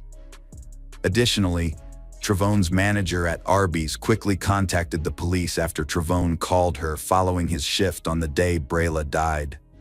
Trevone told his manager that he was overwhelmed, had messed up, and wouldn't be returning to work for a long time. When the manager asked Trevone what he meant, he just said she would find out soon enough. As soon as the manager heard about Brayla's body being discovered, she informed the authorities. Eventually, on August 3rd, Trevone was taken into custody. In court, the prosecutor claimed that Trevone murdered Brayla to silence her and prevent her from revealing their secret sexual relationship. Apparently, Brayla had discovered that Trevone was simultaneously dating another woman and had threatened to expose their past intimacy in public. Fearing that people would think he was gay, Trevone allegedly bribed Brayla to keep quiet about their relationship. When he was 19, Trevone was accused of the murder after he called his manager at Arby's, showing remorse for his actions. "I'm in big trouble, and it's all over for me," he said. "I've really messed up, and I won't be coming back for a very long time." Trevone pleaded guilty in a deal that reduced his sentence. He was initially facing a murder charge, which carried a maximum sentence of life imprisonment or the death penalty. However, he reached a plea agreement to avoid these penalties. Notably, the investigation revealed similarities between Brayla's murder and another case, the April 2016 killing of 17-year-old Brian Allen Thompson at the Bill Harmon Recreation Center in Sherwood. Thompson was found shot in the neck, dead behind the wheel of his car, by a center employee. Trevone was one of 3 teenagers charged in Thompson's death. Detective Craig Grisham of Sherwood observed that in both cases, the shooter fired from the passenger seat, which prevented the victim in the driver's seat from escaping quickly. Grisham also noted that both murders occurred at locations near Trevone's residence, allowing for an easy escape from the scene without detection, as stated in the arrest affidavit. Trevone Hayes Miller, 20, has been sentenced to 40 years in prison for first-degree murder, plus an additional 10 years for using a firearm, following the fatal shooting of 17-year-old Brayla Stone in Sherwood, a suburb of North Little Rock, on June 25th, just days before her 18th birthday. Miller has been imprisoned since his arrest about a week after the murder and must serve 35 years before being eligible for parole, which means he will be 53 years old by the time he is eligible for early release. As part of a plea agreement negotiated by his attorney, Burke Moore, and Deputy Prosecutor John Johnson, the murder charge was reduced. Brayla was among the 44 known transgender individuals in the U.S. who lost their lives to violence in 2020, marking the highest annual toll on record. Unfortunately, this alarming trend persists, with 34 fatalities already reported this year. It's likely that the actual number of victims is even higher, as some cases may have been misreported or underreported due to misidentification of the victims' names or genders by police or the media. Transgender activists, notably journalist Ashley Marie Preston, demanded attention to the murder of Brayla and urged for immediate action. They also implored the media to respect the family's request and use Brayla's birth name instead of her preferred name. Tonight, local groups are organizing a candlelight vigil in her memory at Bowl Park in Little Rock. Furthermore, a petition on change.org has gathered over 100,000 signatures. John emphasized that the tragic and often silent losses of Black transgender people, gay individuals, and non-binary persons, as well as the ongoing struggles of Black girls, will not go unnoticed, especially as we commemorate 51 years of pride and resistance that began at Stonewall. Meanwhile, mostly white reporters and media outlets led by white individuals are publishing reflective pieces that focus on the benefits gained by white gay people. Yet Black lives, particularly those of Black transgender women and girls, continue to be put at risk as people demand policy and practice changes that recognize and protect them. Following the tragic death of Brayla, local LGBTQ+ supporters in Central Arkansas came together to hold vigils in her memory. The Art Revolution Center, a Little Rock-based organization that focuses on youth, paid tribute to Brayla as someone who always made sure others felt comfortable being themselves and expressing their identities. The center invited those mourning her loss to wear her favorite colors, red and purple, as a way to honor her. Brayla's life was tragically cut short at the tender age of 17. Hello friends, welcome to our channel. Today, we're going to take a look at another horrible case with you. The case of Vera Pekteleva. Vera Pekteleva was born on September 24, 1997 in Kelos, Kovo Oblast. As she grew up, she became a cheerful and creative individual.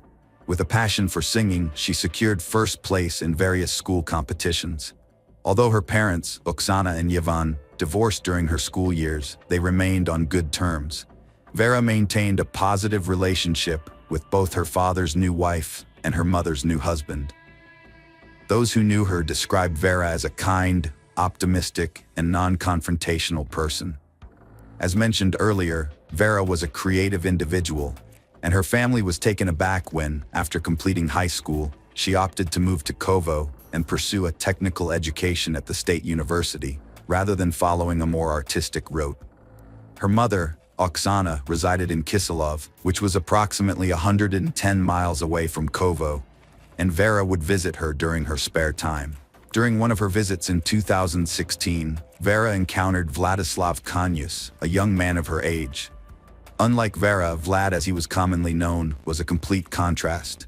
He did not have life goals, was introverted, and had a quick temper. Having dropped out of school after the 9th grade, Vlad grew up in a troubled home. After his mother abandoned the family, he was left to live with his father. Unfortunately, his life was filled with more challenges. His father had frequent run-ins with the law, which ultimately culminated in him taking his own life in front of Vlad, leaving an indelible mark on him. Vera fell in love with Vlad despite having little in common with him. However, her parents were against their relationship, knowing Vlad's troubled past. Vera's father discovered her relationship with Vlad, and he asked her to end it. Instead of breaking up with Vlad, Vera just stopped discussing him with her parents.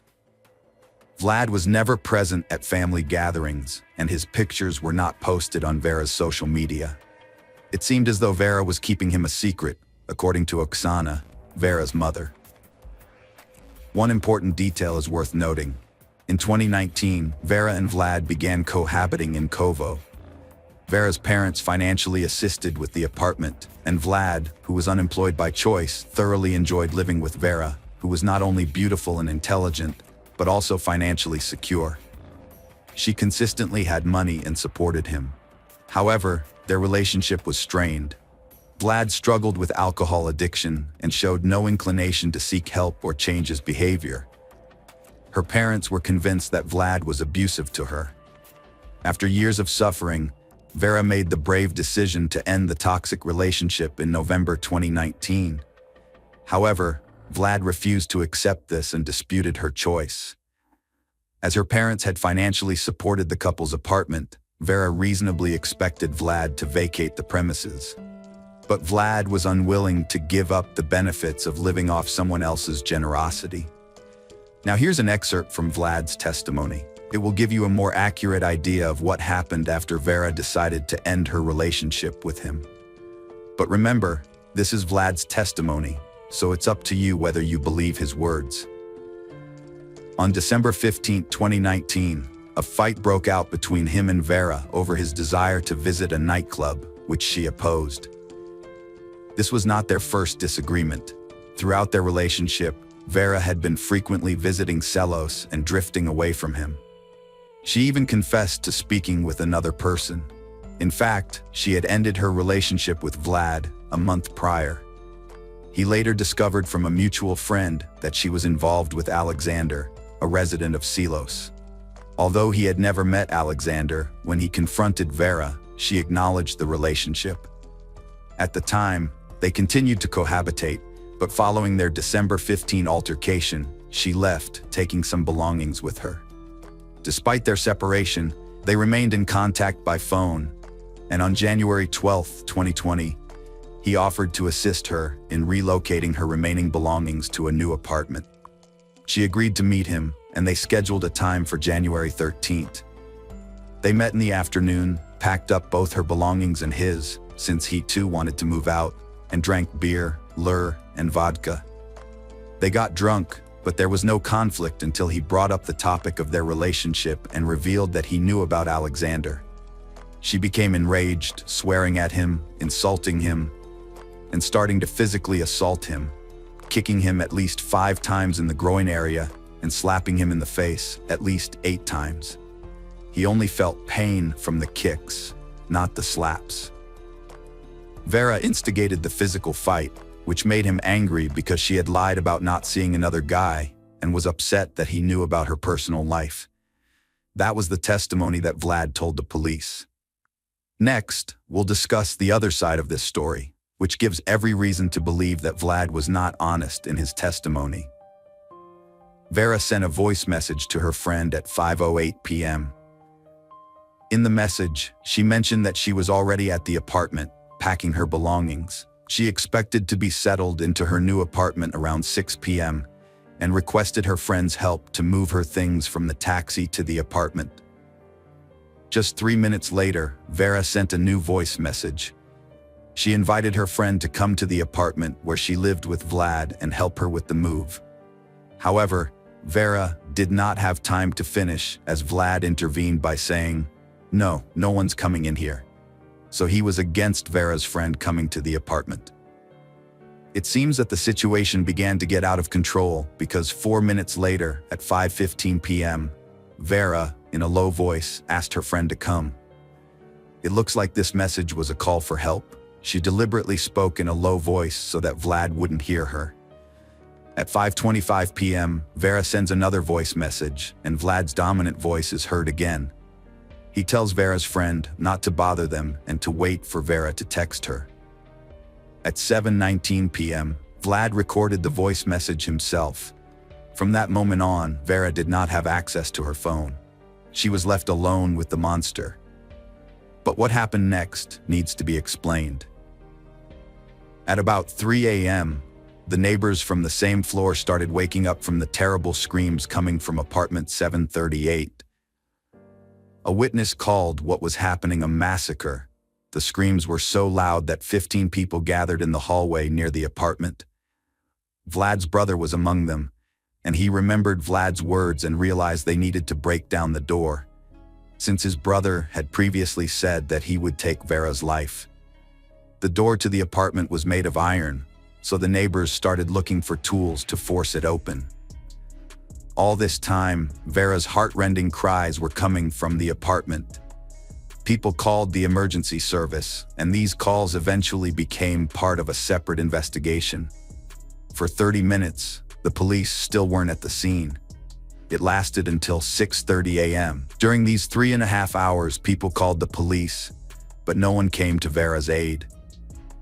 The witnesses made 7 calls to the emergency service while Vera was fighting for her life, but no one came. The last words they heard from behind the door were Vlad's. He said, "Vera, forgive me. I love you very much." In the end, the neighbors found a crowbar in a nearby parking lot and broke down the door.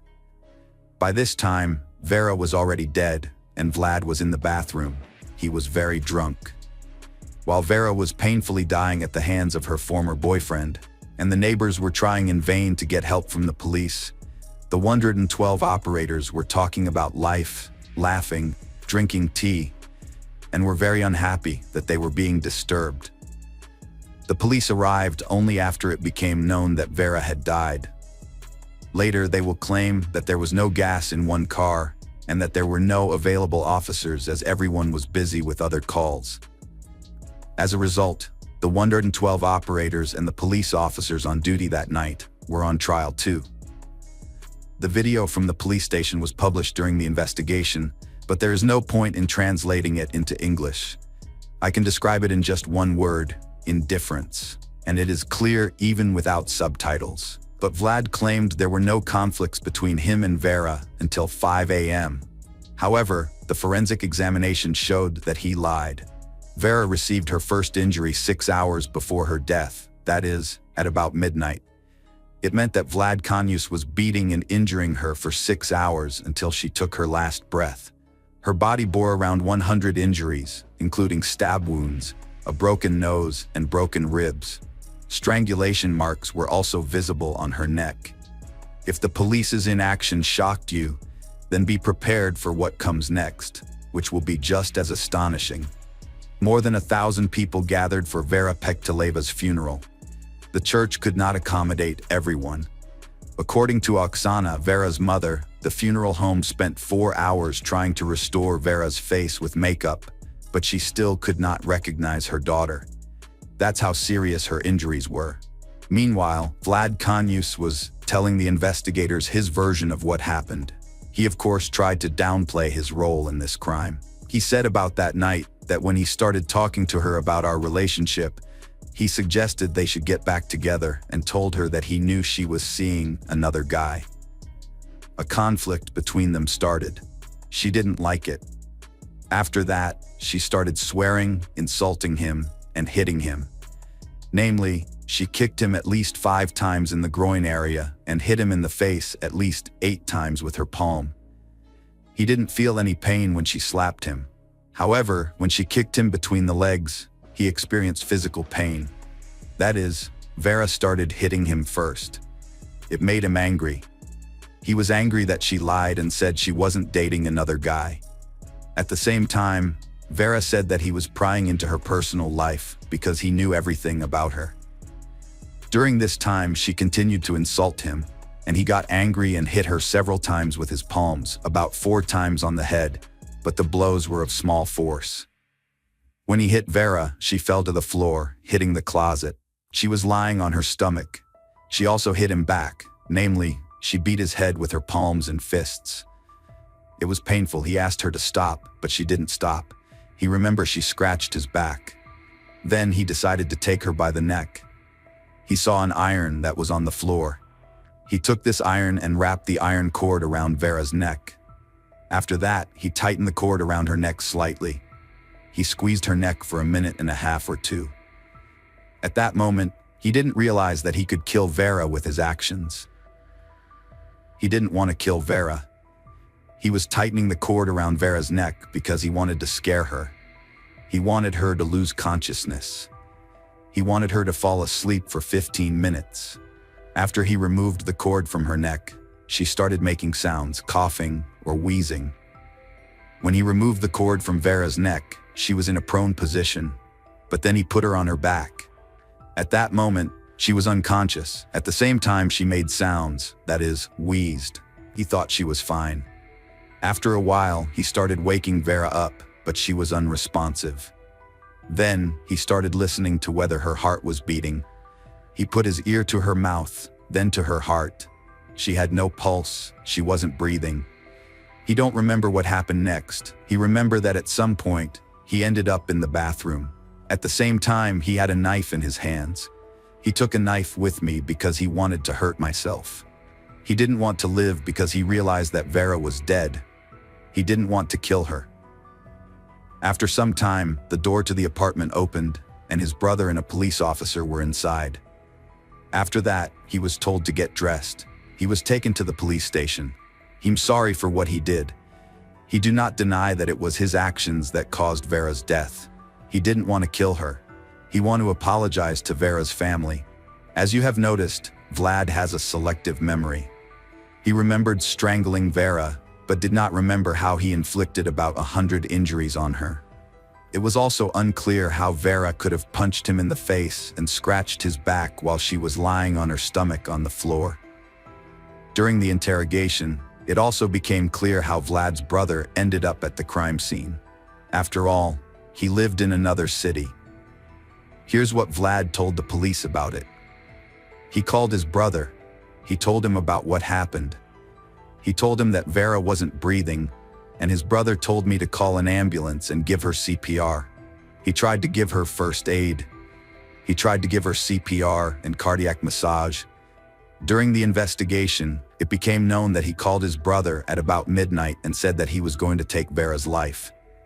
At the second interrogation, when asked again about the injuries on Vera's body, he replied, "It was probably me who caused those injuries to Vera."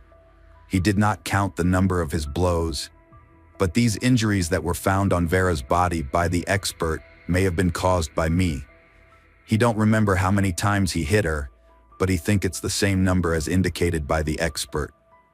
He admit he caused her all the injuries indicated in the report. He wanted silence. He didn't think about her suffering. She screamed and insulted him during their conflict. He didn't enjoy hitting her, but he didn't like her screaming. He wanted her to shut up. He didn't think about her suffering at that time. Vlad Kanyus also said he had consensual intimate relations with Vera that evening. The related charges were eventually dropped. It was difficult to prove the opposite. Police officers and emergency service operators were charged with negligence. It's hard to believe, but they were not suspended from work during the investigation and continued to provide ridiculous justifications. The prosecutor demanded real prison terms for all 5 defendants, but the judge decided otherwise. They received suspended sentences ranging from 1.5 to 2 years. The court also ordered each defendant to pay around $350 to the victims. Simultaneously, the police department had to pay approximately $111,000. The amounts have been converted from the Russian ruble to US dollars for easier understanding. The indictment states that the police officers had access to gasoline and should have taken appropriate measures to resolve the situation, but they did not consider it an urgent task. Both police officers refused to cooperate with the investigation and did not admit guilt. They claimed that when witnesses reported the woman's screams and cries for help, the investigation team was at another address where a man's corpse had been found. We may never know the full truth of what happened that night. Vera was not planning to stay in the apartment and had asked her friend for help with moving, suggesting that Vlad Kanyus may have forced her to consume alcohol when she was unconscious, then fabricated a story to make the event seem unintentional. In the summer of 2022, the court sentenced Vlad Kanyus to 17 years in prison, and he partially admitted his guilt. He was also ordered to pay around $45,000 in compensation. However, this verdict shocked Vera's parents, who planned to appeal, believing the punishment was too lenient. Surprisingly, Vlad Kanyus did not even serve a full year in prison. In November 2023, photos of him in military uniform appeared online, and in April 2023, it became known that he had received a presidential pardon after 6 months of participation in the ongoing armed conflict in Russia. He was also relieved of the obligation to pay any compensation to Vera's parents. Vera's case has caused widespread resonance in Russia, and the news about Vlad Kanyus's pardon has been equally controversial. The press secretary of the Russian president stated that there are specific procedures for granting pardons, including a confession of guilt by the convict and the possibility of redeeming oneself on the battlefield. Hello friends, welcome to our channel. Today we're going to take a look at another horrible case with you. The case of Matthew Patrick Podolak. Matthew Patrick Matt Podolak was born on June 10, 1975 in Ohio, USA to Patricia Romano and Leonard Podolak. During his high school years, Matthew was a member of the school hockey team. After graduating, he enlisted in the U.S. Navy. Following his naval service, Matthew secured a job at Phoenix Industrial Finishing, a company owned by his uncle. However, he struggled to get along with his colleagues. According to his sister Chrissy Duca, some coworkers disliked him, possibly due to jealousy over his expected promotion and his uncle's plans to groom him to take over the business. Matthew enjoyed pursuing outdoor activities, such as boating, camping, and hunting. In his free time, he also played softball and hockey. Matthew met Holly McFeature in 2003, and they began dating shortly after. They eventually moved in together in a home in Cleveland. Their friends described Matthew as a man overjoyed to have found someone to settle down with and start a family. Within a year, they had their first child, a daughter named Samantha, and about 2 years later, they had a son named Josh. The family also included a third child from Holly's previous relationship. Matthew's mother, Patricia, described how her son fell deeply in love, giving himself 110% to the relationship. He was truly devoted to Holly. However, by 2005, their romance had deteriorated, becoming argumentative, strained, and divisive. Whenever Matthew and Holly quarreled, he would leave home and spend the night at a friend's place. This wasn't an isolated incident, and his friends repeatedly urged him to break off the relationship, warning him about Holly's selfish behavior. Despite their concerns, Matthew refused to listen and always went back to her. Matthew held a life insurance policy that named Holly McFeature as the beneficiary. Despite friends warning Matthew to remove Holly from the list of beneficiaries, he refused to do so. Russell, Matthew's closest friend, portrayed Matthew's emotional state as fluctuating wildly, veering from extreme happiness to intense anger, upset, tears, and occasional fear. Russell also testified that he was aware Matthew had sunk into depression during that period. According to Russell, Matthew was overly ecstatic about his future life and was particularly enthusiastic about raising all 3 kids. However, given the unstable situation, Russell cautioned Matthew that he needed to take precautions to safeguard himself and remove any firearms from the house. In 2006, after the hockey season came to an end, Matthew turned to online gambling, which led to significant financial losses. His family and friends soon became aware that he was struggling with his mental health, as he was clearly unwell and depressed.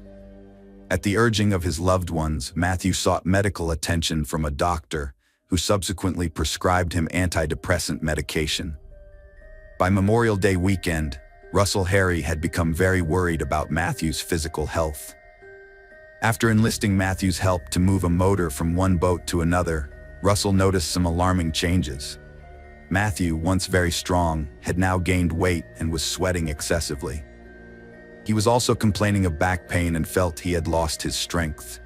Russell urged Matthew to see a doctor and even recommended a specific physician, Dr. Thomas Mandat. Matthew saw Dr. Mandat on July 26, 2006.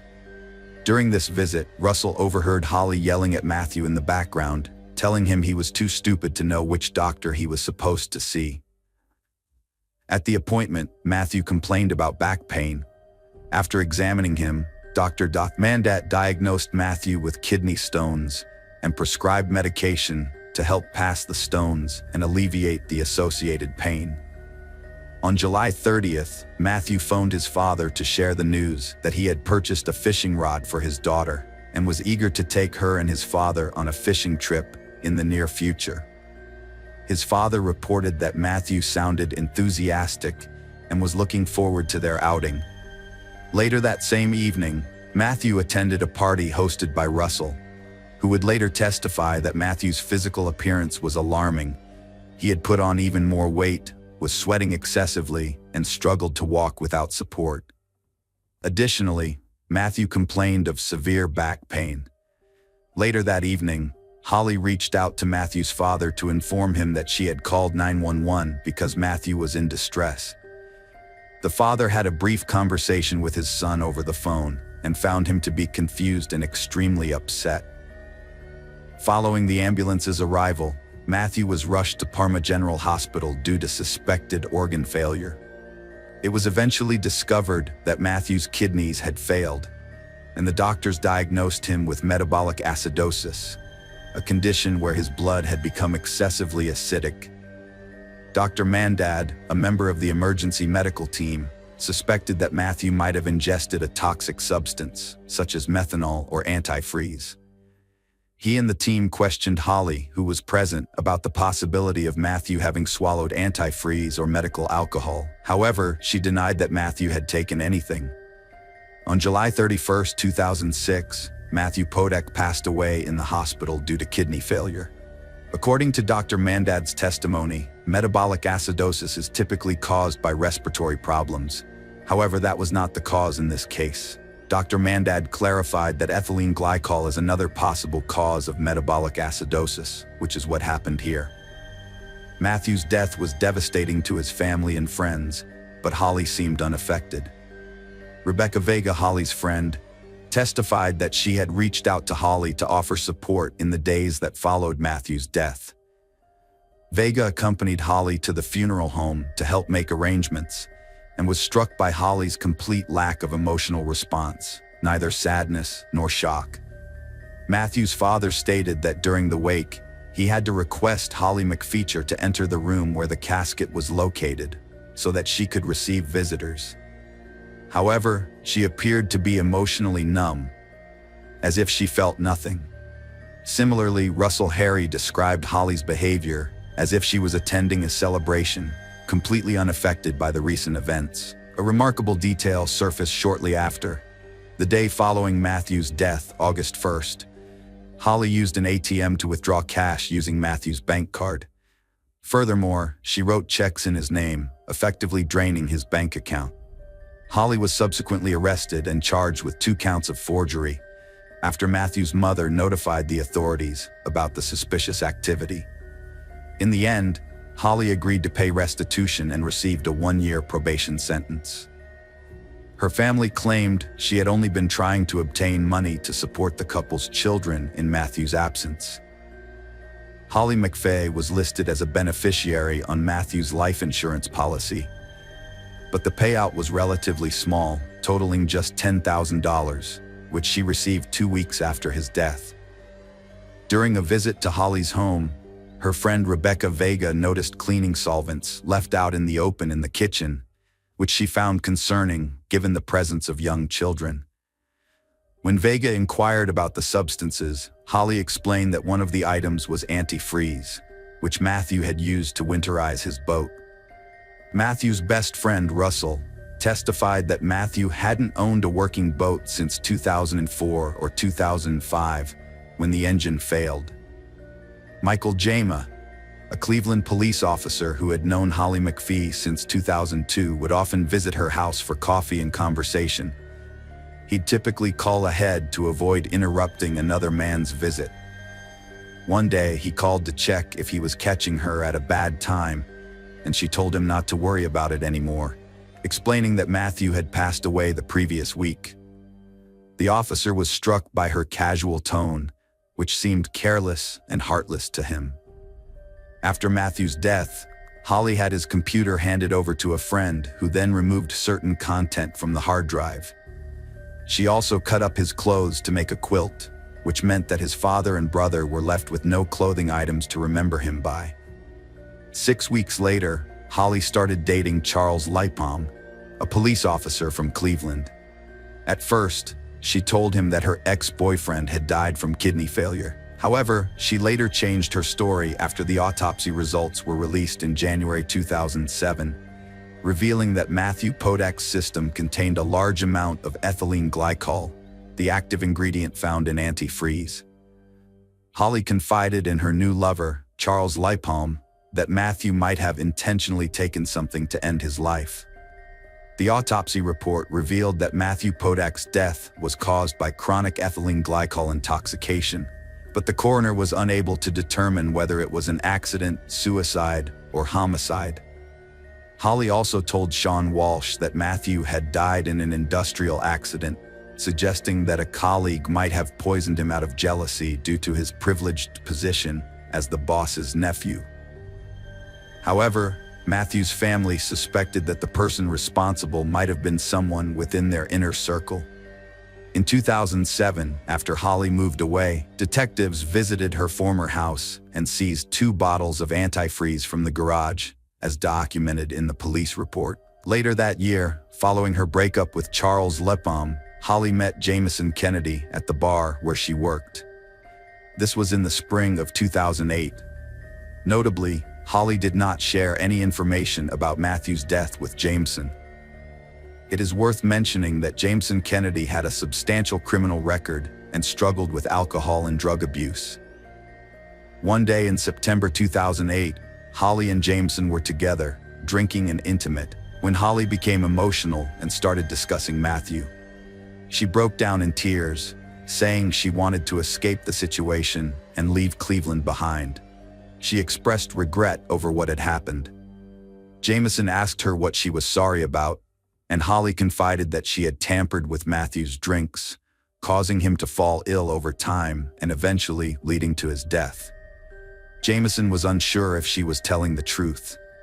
Following Holly's confession, Jameson met with an old friend, Santiago Feliciano, a lawyer. Jameson shared Holly's admission with Santiago, who advised him to report the information to the authorities if he believed it to be true. After Jameson discussed Holly's confession with her, he called her to clarify the details.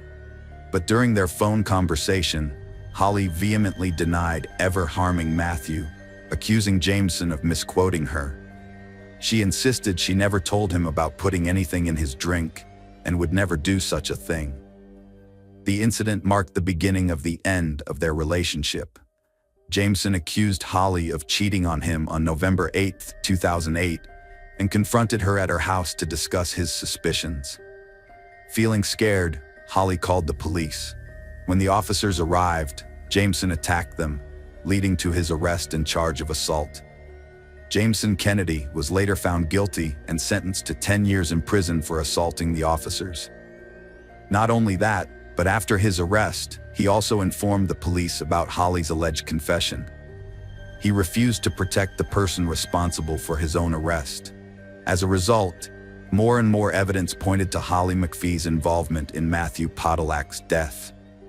The police initially investigated Matthew's death in 2007, following the release of the autopsy report. However, they did not initially suspect foul play, which led to a lengthy delay in the case. Let's examine the autopsy report in more detail. As a seasoned forensic pathologist and medical examiner with over 10 years of experience, Dr. Galita's job involved performing autopsies and determining the causes and nature of death. With more than 3,500 autopsies under his belt, he was well equipped to conduct the autopsy on Podolak, which he did the day after Podolak's death. 6 months after the incident, in January 2007, the autopsy report detailing the findings was released.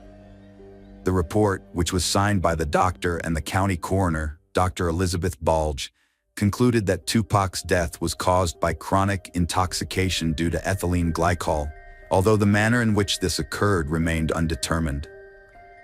Dr. Galita explains that the ethylene glycol Matthew Podolak ingested entered his bloodstream and was quickly metabolized by alcohol dehydrogenase in his liver.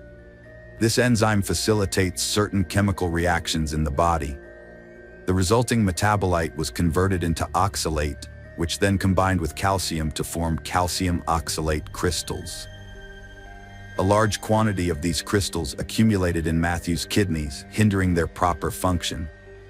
Dr. Galita stated that Matthew's flank pain, which began in May 2006, was caused by crystals in his kidneys. An examination of Matthew's kidneys revealed not only damage, but also signs of the kidneys attempting to heal. Additionally, Dr. Galita discovered crystals in Matthew's heart and brain and diagnosed him with severe acute myocarditis, an acute inflammation of the heart muscle. According to Dr. Galita, Matthew's myocarditis could not have developed from a single instance of ethylene glycol ingestion, but rather required at least 3 weeks to develop. Furthermore, Dr. Galita ruled out the possibility that Matthew had suffered a heart attack. Dr. Galita reached the conclusion that Matthew's death was caused by long-term poisoning from ethylene glycol. She believed that this poisoning happened due to a series of acute but non-fatal intoxications that occurred over a period of at least 3 months. Matthew's friends stated that his go-to drink was raspberry iced tea, which he would often bring to work in a thermos or in its original packaging, whether it was a half-gallon or whole-gallon container. According to his friend Michael Mahal, Holly McFeature would occasionally bring Matthew lunch at work, and it would always come with a half-gallon or whole-gallon container of iced tea. In August 2007, the police collected 2 bottles of antifreeze, one from Peak and one from Saturn, from the garage of McFeature's former home. This was 3 years after she had moved out, and also after the autopsy results had been released in 2010. The coroner's report was later amended, and Dr. Frank Miller, the then county coroner, signed off on the updated document.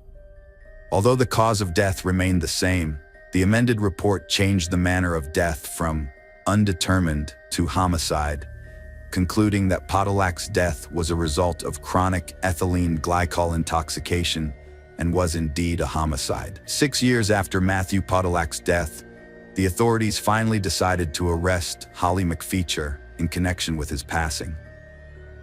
In July 2012, they charged her with 2 counts: aggravated deprivation of Matthew's life and contaminating a substance for human consumption or use. Matthew's older brother, Mark Podolak, revealed that his family had long suspected McFeature's involvement in his brother's death, citing her unusual behavior. She didn't seem like someone who was grieving or about to lose a loved one.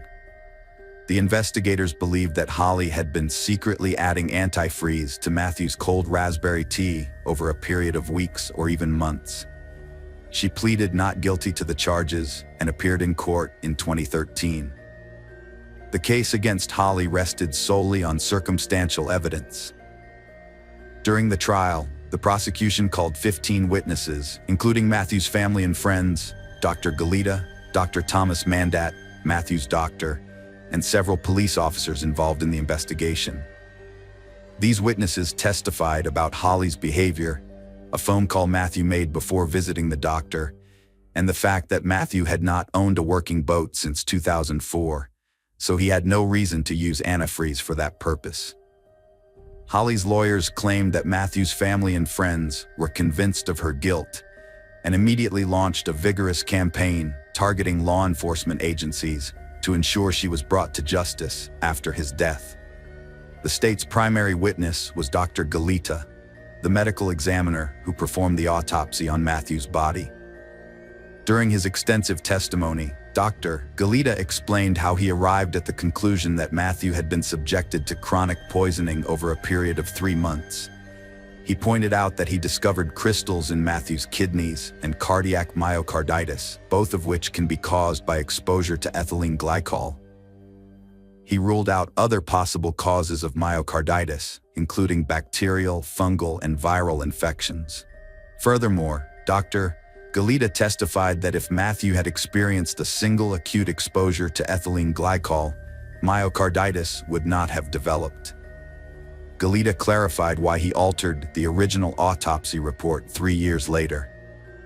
At the time in 2007, the coroner's office lacked sufficient information to conclude that the death was a result of intentional life deprivation, so the manner of death was initially classified as undetermined. The testimonies of other witnesses supported Dr. Galita's findings on the cause of death. Matthew's friends testified that Podolak's health started to decline in the spring of 2006, and he was diagnosed with kidney stones in July of that year, with his health continuing to deteriorate afterwards. As for the relationship between Podolak and McFeature, the state's witnesses stated that it had become increasingly volatile. Matthew seemed fearful, and one of his friends even advised him to take his weapons out of the house, which he did. Holly's lawyers claim their client was not responsible for Matthew's death. They suggested that Matthew, who was struggling with depression due to online gambling losses, work issues, and communication problems with his young child, intentionally took a lethal dose of antifreeze. The defense also argued that Matthew died from a single dose, rather than multiple doses taken over several weeks or months. To support this, they presented Dr. Robert Bucks, the coroner from El Paso County, Colorado. He testified that Matthew suffered from acute poisoning, which indicated a one-time ingestion of ethylene glycol and suggested that Matthew wanted to end his life. Dr. Bucks disagreed with Dr. Galita's finding of myocarditis, instead believing Matthew had a heart attack. He also stated that a person can have myocarditis without ethylene glycol poisoning, and that flank pain is not a symptom of ethylene glycol poisoning.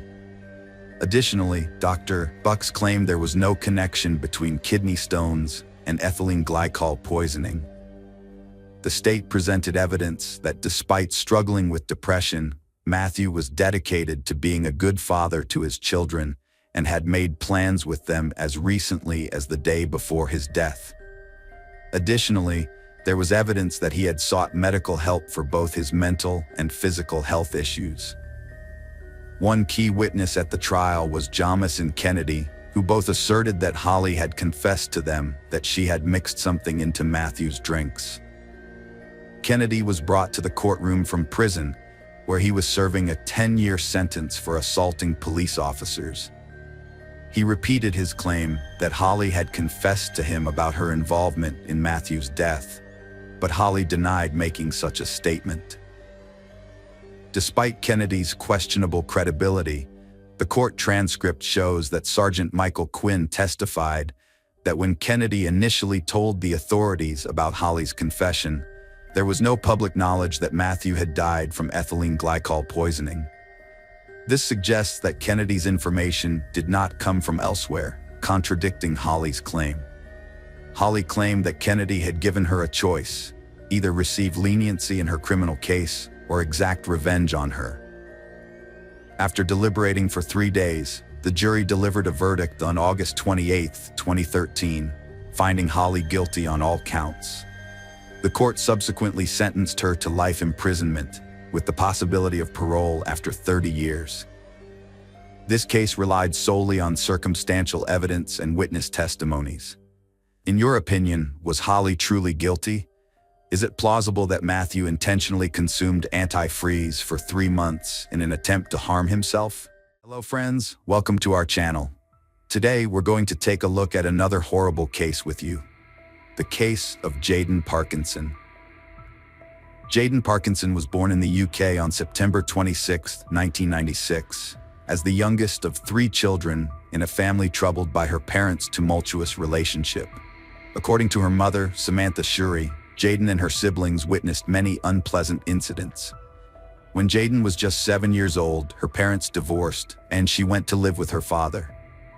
Despite the physical distance, she remained extremely close to her mother, with whom she would talk every night over the phone, even though they lived in different places.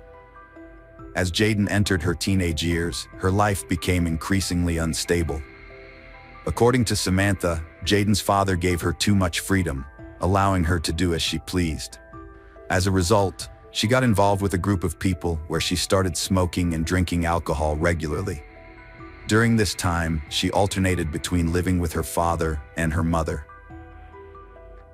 At the age of 13, she ran away from home and went to live with her mother, claiming she preferred to stay with her. In the end, the family court ruled in favor of Jaden, allowing her to remain with her mother. Jaden experienced numerous conflicts with various individuals at school, including her teachers. She resented being told what to do and having her behavior controlled. In her personal life, she was in a romantic relationship with Ben Blakely. Jaden was only 14 years old when she met Blakely, a former garbage collector. Although they didn't cohabitate since she was still a minor, he persisted in his efforts to influence her, gradually bringing about significant changes in her. Jaden was 15 when she began dating Ben, who was 20 at the time. The significant age gap understandably concerned Jaden's mother, but she was powerless to intervene. Initially, their relationship was loving and romantic, but it eventually deteriorated. The mutual understanding and affection they once shared vanished, replaced by tension and strain. Ben exerted control over every aspect of Jaden's life, dictating her appearance, from makeup to clothing choices. He isolated her from family and friends, causing Jaden to move out of her mother's house and into a hostel for women escaping domestic violence. Ben was banned from visiting the hostel, but that didn't stop him from exerting total control over her life. The couple frequently clashed, and Jaden even alerted the hostel staff that Ben had a history of aggression towards her. She was unable to make a move without his approval. Ben took her mobile phone away, convincing her that she didn't need anything or anyone else as long as she had him and his love. He prohibited her from interacting with men and monitored all her social media activity. As a result, she stopped going to school. Ben's grip on her was so tight that he even refused to let her leave her room to use the bathroom. Jaden used to have daily phone conversations with her mother, but nowadays they barely talk once or twice a month. Samantha begged her daughter to come back home and break up with Ben, but Jaden refused to listen. The reality was that Ben had a tight grip on Jaden, controlling her both emotionally and physically. There were even times when she had visible bruises on her face. On November 30th, 2013, Jaden revealed to her mother that she was pregnant, hoping the news would prompt Ben to reform his attitude towards her and his lifestyle. She believed the baby would bring them closer together, and Ben would revert to the person he was when they first met. However, Ben failed to meet her expectations. As he often did, Ben manipulated Jaden into isolating herself from friends and family, making her dependent on him alone. Without her own financial means, Jaden lost autonomy, with Ben eventually restricting her from leaving her room, even to use the bathroom. Unbeknownst to Jaden, Ben secretly dated other girls, exerting psychological and physical control over them as well. When Samantha found out her daughter Jaden was pregnant, she asked her to come back home, but Jaden refused. They had a meeting to talk it over, but Jaden was determined. She didn't want to cause her mother any more stress. After Jaden told Ben about her pregnancy, he flew into a rage and denied being the father of her baby. He even threatened to share naked photos and videos of Jaden on social media. A few days prior to her disappearance, Jaden reported Ben to the authorities, fearing he would share intimate photos and videos of her online. Ben possessed approximately 30 compromising photos and 13 explicit videos of Jaden, and she was desperate to prevent their public release. On December 3rd, Jaden failed to return to the hostel overnight, prompting the staff to launch a search effort, aware of the turmoil in her personal life. They contacted Samantha, Jaden's mother, by phone, but she was unable to provide any information about her daughter's whereabouts. Shortly after midnight on December 4th, 2013, the police received a formal missing persons report. After learning about Jaden's personal struggles, investigators attempted to reach out to Ben to see if he had any information about her disappearance. However, Ben was hostile and abruptly ended multiple calls, claiming he couldn't assist and had no idea where Jaden might be. Jaden had a troubled upbringing, marked by frequent conflicts with her family, and had a history of running away only to return home. As a result, her disappearance didn't initially seem out of the ordinary. On December 4th, the day the investigation started, police arrested Ben Blakely in the early hours, but this was not related to Jaden's disappearance. A few days earlier, Jaden had reported about Ben to the police, fearing he would post intimate photos of her online. Ben was arrested due to this incident. During his interrogation, the investigators did not know that Ben was a person of interest in Jaden Parkinson's disappearance case. Ben denied any intentions of posting Jaden's images online and was released on bail the same day. Samantha was distributing flyers featuring a picture of her daughter, Jaden, in an effort to gather information about her disappearance. She also utilized social media platforms to raise awareness about the case, hoping that someone might have witnessed something or possess knowledge about Jaden's whereabouts. While the investigation was ongoing, the police examined surveillance footage to determine Jaden's last known whereabouts. After retrieving CCTV footage from the hostel where Jaden lived, they found that she had departed to meet Ben but did not come back. This event took place on December 3rd. Additionally, Jaden was later spotted at Oxford railway station, where CCTV footage showed her walking in with Ben, and nothing out of the ordinary occurred in the video.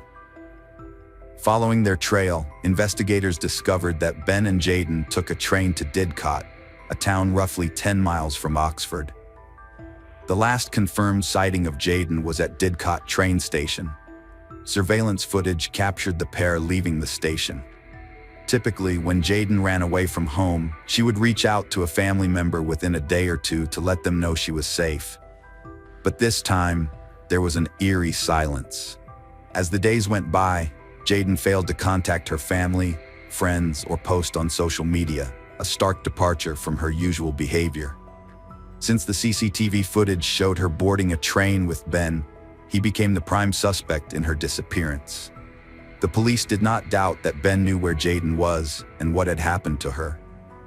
The footage showed Ben returning to the train station alone, yet no one saw Jaden alive ever again.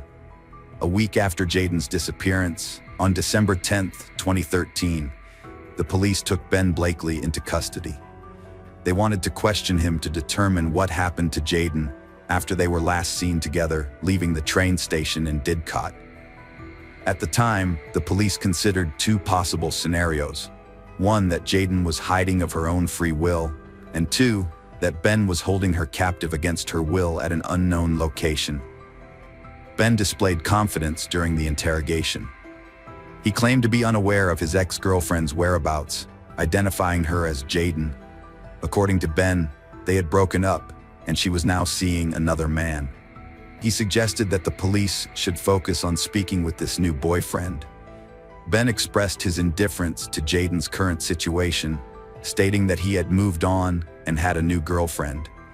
He recommended that the police check her social media to determine her location and the people she was interacting with. Ben Blakely was arrested on suspicion of kidnapping and murdering Jaden, who was still missing. The police spoke to Jaden's friends to see if they knew of anywhere she might have gone, but their investigation only revealed that Jaden had drifted apart from her friends after starting a relationship with Ben. As a result, no one was aware of a potential hiding place for her. During the ongoing search for Jaden, investigators received crucial information from a taxi driver from Didcot. He said that at about 1 a.m. on December 4th, he picked up a passenger on a dirt road. He described the passenger as a young man with a large and heavy suitcase smeared with mud. The driver couldn't lift it and asked the taxi driver to help him.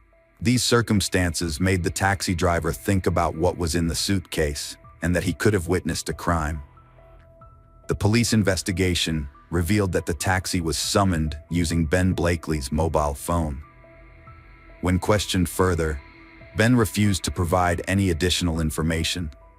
A detailed analysis of his mobile phone's location records showed that Ben had visited several sites in Didcot, including an abandoned countryside barn, which was where a taxi collected him that evening.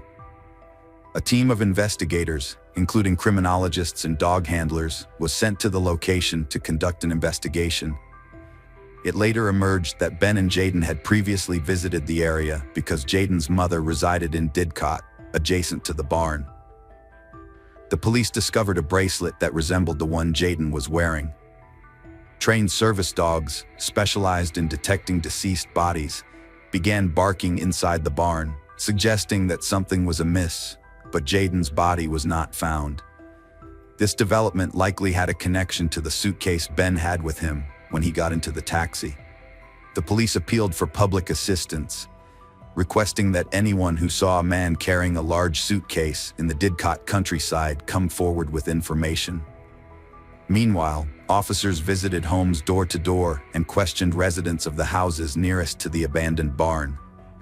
Since the train station video footage showed Ben and Jaden were not carrying a suitcase, investigators sought to determine where Ben acquired the suitcase. On December 14th, the police finally found the answer to their question.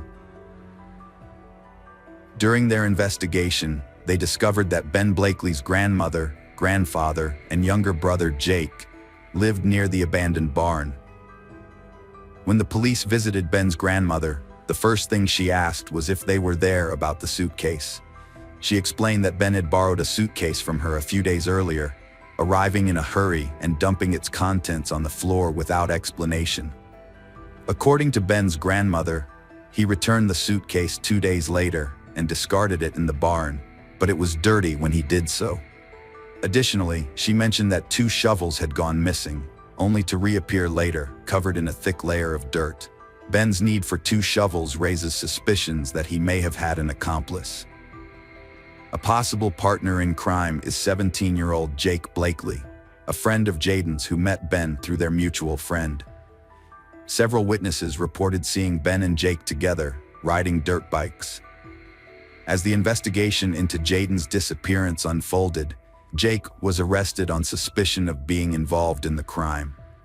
Meanwhile, the police sent the suitcase Ben had returned to his grandmother's barn to a laboratory for analysis, hoping to determine if it contained any traces of Jaden's DNA. Based on all available evidence, investigators developed a theory that Jaden was killed in an abandoned barn, then placed in a suitcase and moved to another location where the perpetrator buried her. However, due to the vast area of fields surrounding Didcot, finding Jaden's body was a daunting task. To aid in the investigation, police utilized aviation to narrow down the likely burial site. Through aerial photography, they identified 10 locations with recent significant changes to the soil surface. Although police checked several locations, it yielded no results. It wasn't until they thoroughly investigated all 10 places of interest that they finally found Jaden's body. A surprising development emerged in the case. Jake Blakely began working with the police, directing them to investigate his uncle's grave at a local cemetery in Didcot, adjacent to All Saints Church. Although the cemetery was one of 10 locations that had recently shown surface changes, it was initially considered a low priority since soil disturbances are common in such places. However, upon receiving a note from Jake suggesting that Jaden's body might be buried in his uncle's grave, the police promptly cordoned off the cemetery. Investigators were shocked by this unprecedented method of hiding a victim's body.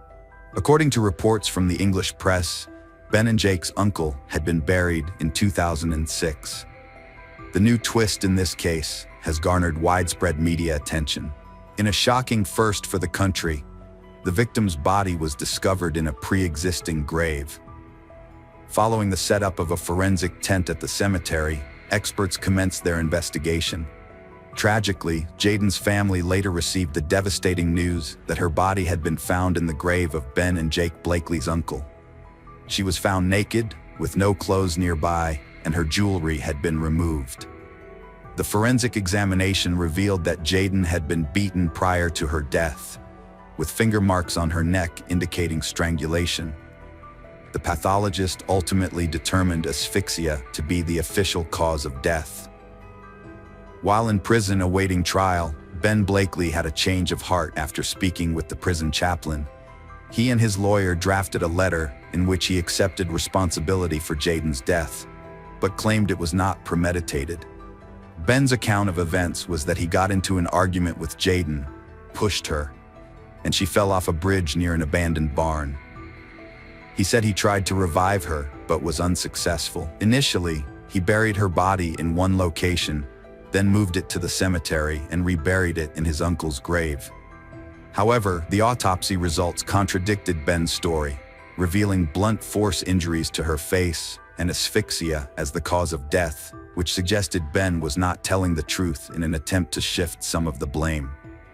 Jaden's father passed away due to heart problems before the trial commenced.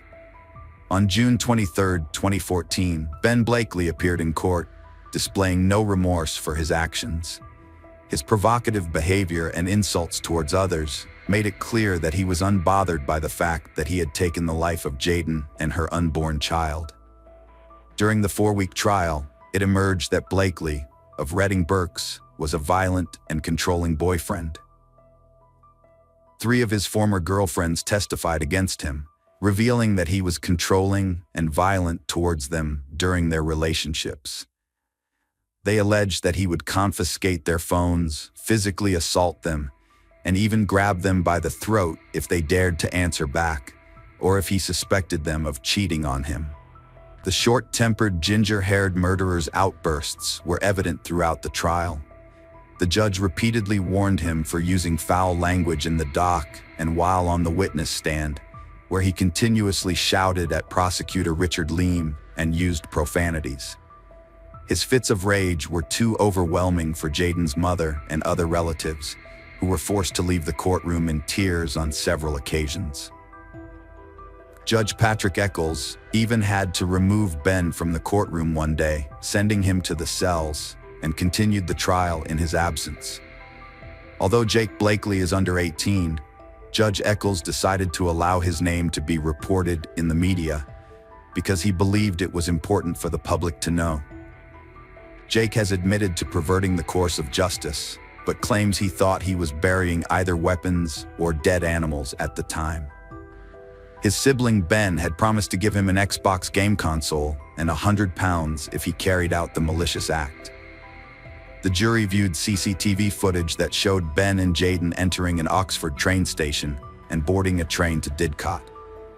The footage also revealed Blakely returning alone, looking down in an apparent attempt to conceal his face. According to the prosecutor, the crime was premeditated. The argument is that Blakely deliberately lured Jaden to a secluded location, an abandoned barn in another town, where he could take her life without being seen. What other plausible reason could there be for him to take Jaden to such a location after discovering she was pregnant? Jaden was eager to start anew, but Blakely had grown accustomed to controlling every facet of her life and would not relinquish his grip. Moreover, he was unwilling to become a father. The jury deliberated for 20 hours before reaching a verdict, with 11 out of 12 members agreeing. Ben Blakely was found guilty of intentionally taking Jaden Parkinson's life.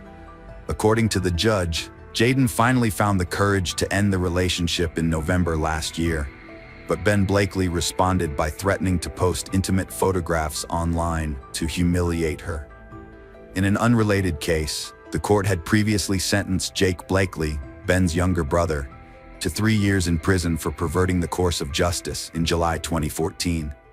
Ben Blakely, on the other hand, was sentenced to life in prison with a minimum term of 20 years. Hello friends, welcome to our channel. Today we're going to take a look at another horrible case with you, the case of Rebecca Payne. In Massachusetts on May 20th, 2008, at 6:30 a.m., the Boston police received a panicked call from the manager of the Parker Hill Apartments complex. The manager was extremely distraught, reporting that he had found a door ajar on the 3rd floor, belonging to 22-year-old student Rebecca Payne. When he knocked on the door and called out her name, he received no response. This prompted him to enter the apartment, where he was met with a disturbing sight: dark red spots and streaks on the floor, leading him to one of the rooms. Inside, he found Rebecca's lifeless body, with her belongings scattered everywhere. The state of the room strongly suggested that her killer had been searching for something in her apartment. Rebecca Charlotte Payne was born on April 19, 1986, in New Milford, Connecticut, to Virginia and Nicholas Payne. She attended New Milford High School, where she excelled in sports, particularly field hockey, track, and tennis, before graduating in 2004. Rebecca then pursued a 5-year program in athletic training at Northeastern University in Boston, focusing on the care and prevention of athletic injuries. During her 4th year, she served on the Dean's Council and as president of the Athletic Training Club, playing a key role in organizing the university's Vision for the Future Athletic Training Leadership Forum. Additionally, she was involved with the Episcopal Lutheran Center.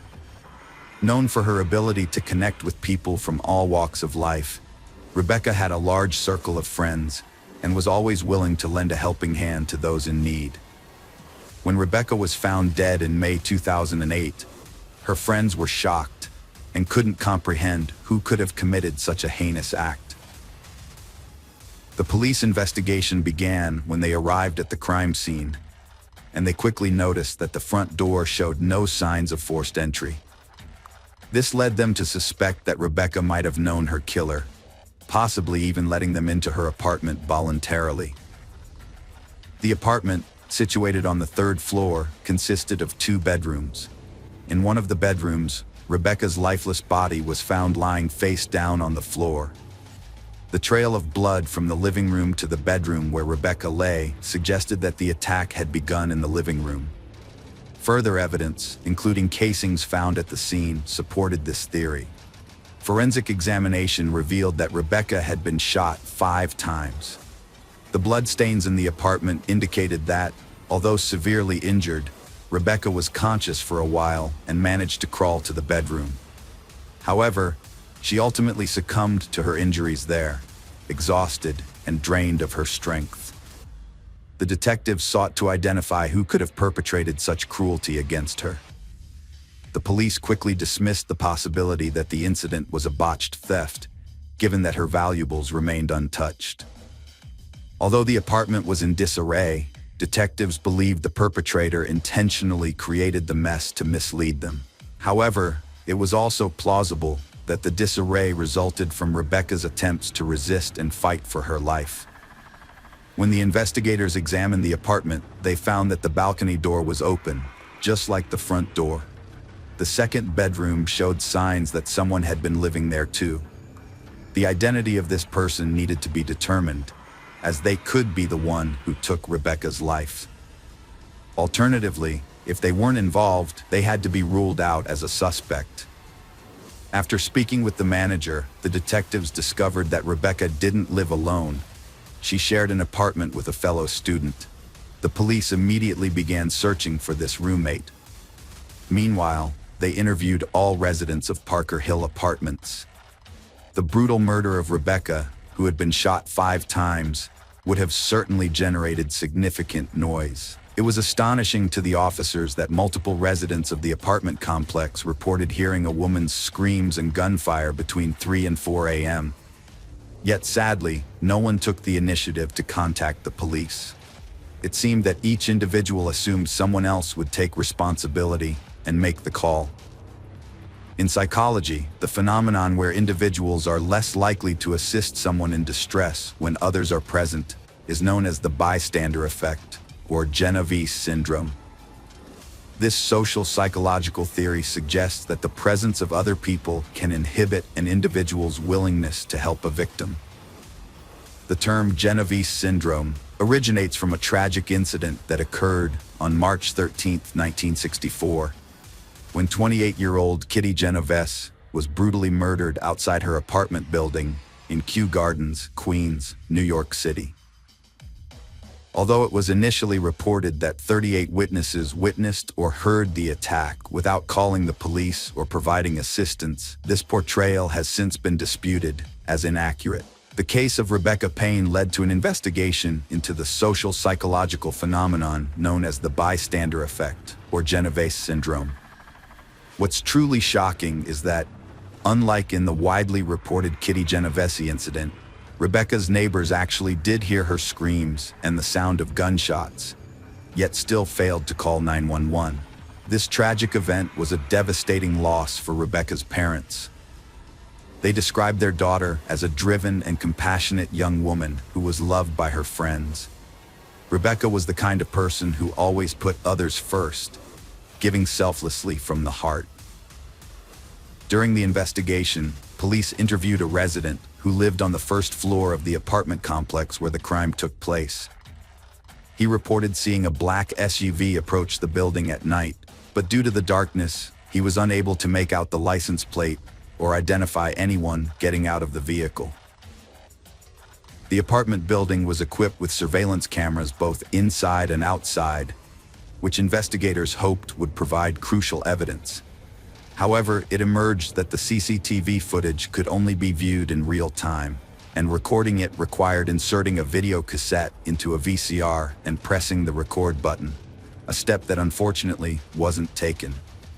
Considering this information and the fact that the residential complex's manager discovered Rebecca's body, investigators began to suspect him of committing the crime. As a resident of the building, he had unrestricted access to Rebecca's apartment at all times. Furthermore, he was aware that no one monitored the surveillance cameras, which might have led him to wait until late at night to attack Rebecca for unknown reasons. The police sought to explore all possible scenarios. The police investigation into the manager gathered pace when they conducted a background check on him, which revealed a history of legal issues related to illegal substances. Furthermore, a thorough search of his apartment by the police turned up additional evidence. An officer noticed several dark red stains on the front door. The stains were swabbed by forensic experts and sent for further analysis. The apartment complex manager was taken in for police questioning. Investigators grilled him with questions, trying to determine if he was concealing information or would alter his story. However, he denied any involvement in Rebecca Payne's death, stating that he was in his apartment the entire night with his wife. The investigators then spoke with his wife, who corroborated her husband's alibi, confirming that he had indeed spent the entire night with her. The police released the suspect after a laboratory report confirmed the dark red stains on his apartment door were just paint, eliminating grounds for his arrest. During their investigation, detectives reviewed video and photo evidence from the scene, which led them to focus on a public transportation card. This card, used in the Boston area, stores data on each use, including the exact location and time. The transit police provided detectives with CCTV footage, which showed Rebecca using the card on her way home, appearing calm and alone, with no one following her. Unfortunately, this footage did not help identify any potential suspects. A few days later, investigators obtained another surveillance video from a camera outside the hospital building near the Parker Hill Apartments. The recording showed a black SUV passing by around the same time as the attack on Rebecca. The vehicle matched the witness's description, but the poor quality of the footage made it impossible to read the license plates. However, investigators were able to conclude that the car was a Ford. After identifying Rebecca's roommate, the detectives brought her in for questioning to determine if she had any connection to the incident. They wanted to know if she had any information about the events surrounding Rebecca's death. The roommate claimed to be shocked by the news and explained that she had moved back in with her parents to study for an exam. When her parents corroborated her alibi, she was cleared as a suspect. Although the conversation didn't reveal any direct evidence, the roommate did provide a useful lead. She mentioned that Rebecca's boyfriend, Matt, also a fellow student, had access to their apartment. Matt's motive for taking Rebecca's life was a crucial question investigators had to answer. They reached out to Matt by phone and learned he had moved to New York State to live with his parents around the time Rebecca was attacked. Matt claimed to be depressed over his girlfriend's death, but his distress might have been an act. Matt said he was staying with his parents, and they corroborated his alibi when shown a printout of his cell phone's call history. Investigators discovered Matt had spoken to Rebecca around midnight, mere hours before her death. However, the cell tower that received the signal from Matt's phone was located near his parents' house in New York State. Through an experiment, investigators determined that Matt wouldn't have had enough time to drive from his parents' house to Boston in 3 or 4 hours to commit the crime. As a result, Matt was also cleared from the list of suspects. Family and friends were gathered at Rebecca's home in Connecticut, bidding her a final farewell. But the police investigation had stalled due to a lack of evidence, new witnesses, and DNA samples. The case had reached a dead end. Nicholas Payne expressed the sentiments of those who loved her. "We're left to mourn the loss of Rebecca, knowing we'll never again hear her laughter or share in her life's adventures and progress. All of that has been taken from us. As the years went by, Rebecca's parents continued to wait in vain for answers about their daughter's death, which remained a mystery. However, a surprising breakthrough occurred in 2012. Anthony White, a man, was arrested by the Boston police for dealing illegal substances. With the threat of a lengthy prison sentence looming, White proposed a deal to the investigators. In exchange for a shorter sentence, he would provide information about the night Rebecca Payne died. Recognizing this as a potential opportunity to finally crack the long-dormant case, the investigators accepted White's offer. After consulting with the prosecutor, White reported that on May 20th, 2008, he received a contact from an acquaintance, Cornell Smith, who was also involved in illegal drug dealing. Smith requested a meeting with White and arrived accompanied by their mutual friend, Michael Balba, who drove a black SUV.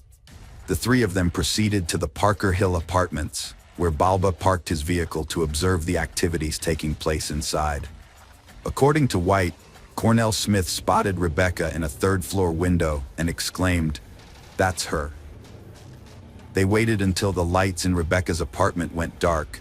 Then Smith climbed from the first-floor balcony to the second and finally the third floor. Since the balcony door was open, he entered the apartment. However, Rebecca wasn't asleep. Instead, she was lying on the living room couch. When she saw the intruder, she began screaming, and a brief struggle followed. Smith then fired 5 shots at her and exited through the front door, after which they drove away. The investigators were skeptical of White's testimony, believing he had made up the story to get a shorter prison sentence. They couldn't figure out why Cornell Smith would want to kill Rebecca, who was not involved in his world in any way. What White said next shocked and disturbed the officers greatly. According to him, Rebecca's death was a tragic case of mistaken identity. 2 sisters, who closely resembled each other, lived on the first floor of the Parker Hill Apartments, and one of them bore a striking similarity to Rebecca. These sisters were not only rivals of Smith's, but also involved in the illegal drug trade. Smith believed he had been wrongly arrested due to their illicit activities and sought revenge. Although he knew they resided in the Parker Hill Apartments, he was unaware of their specific floor or apartment number. When he spotted Rebecca in the window, he mistakenly identified her as one of the sisters he sought to harm. Investigators determined that Cornell Smith had been arrested in February 2008 for illegally selling drugs, but he was freed on bail just before Rebecca's death occurred. He subsequently sought revenge against the sisters, whom he mistakenly blamed for his arrest. By 2012, Anthony White had shared his information with investigators, but Cornell Smith was already serving a 12-year sentence for selling illegal drugs, a conviction he received 2 years prior. Following White's testimony, Smith was subsequently charged with Rebecca's murder, despite his denial of any involvement. However, before Smith's court appearance, the prosecution team received a severe blow. Their key witness, Anthony White, had died in prison. This was a significant setback because, aside from White's testimony, there was no physical evidence directly linking Smith to Rebecca Payne's apartment. Hoping to finally bring Cornell Smith to justice, investigators pored over his court file on drug trafficking and were shocked to discover incriminating letters he had written to the presiding judge. In these letters, Cornell Smith came across as arrogant, looking down on others. Although some of the letters made no sense, one of them contained a crucial piece of evidence that would ultimately be his downfall. It's noteworthy that it's unclear why these letters went unnoticed earlier, especially since they were addressed to the judge.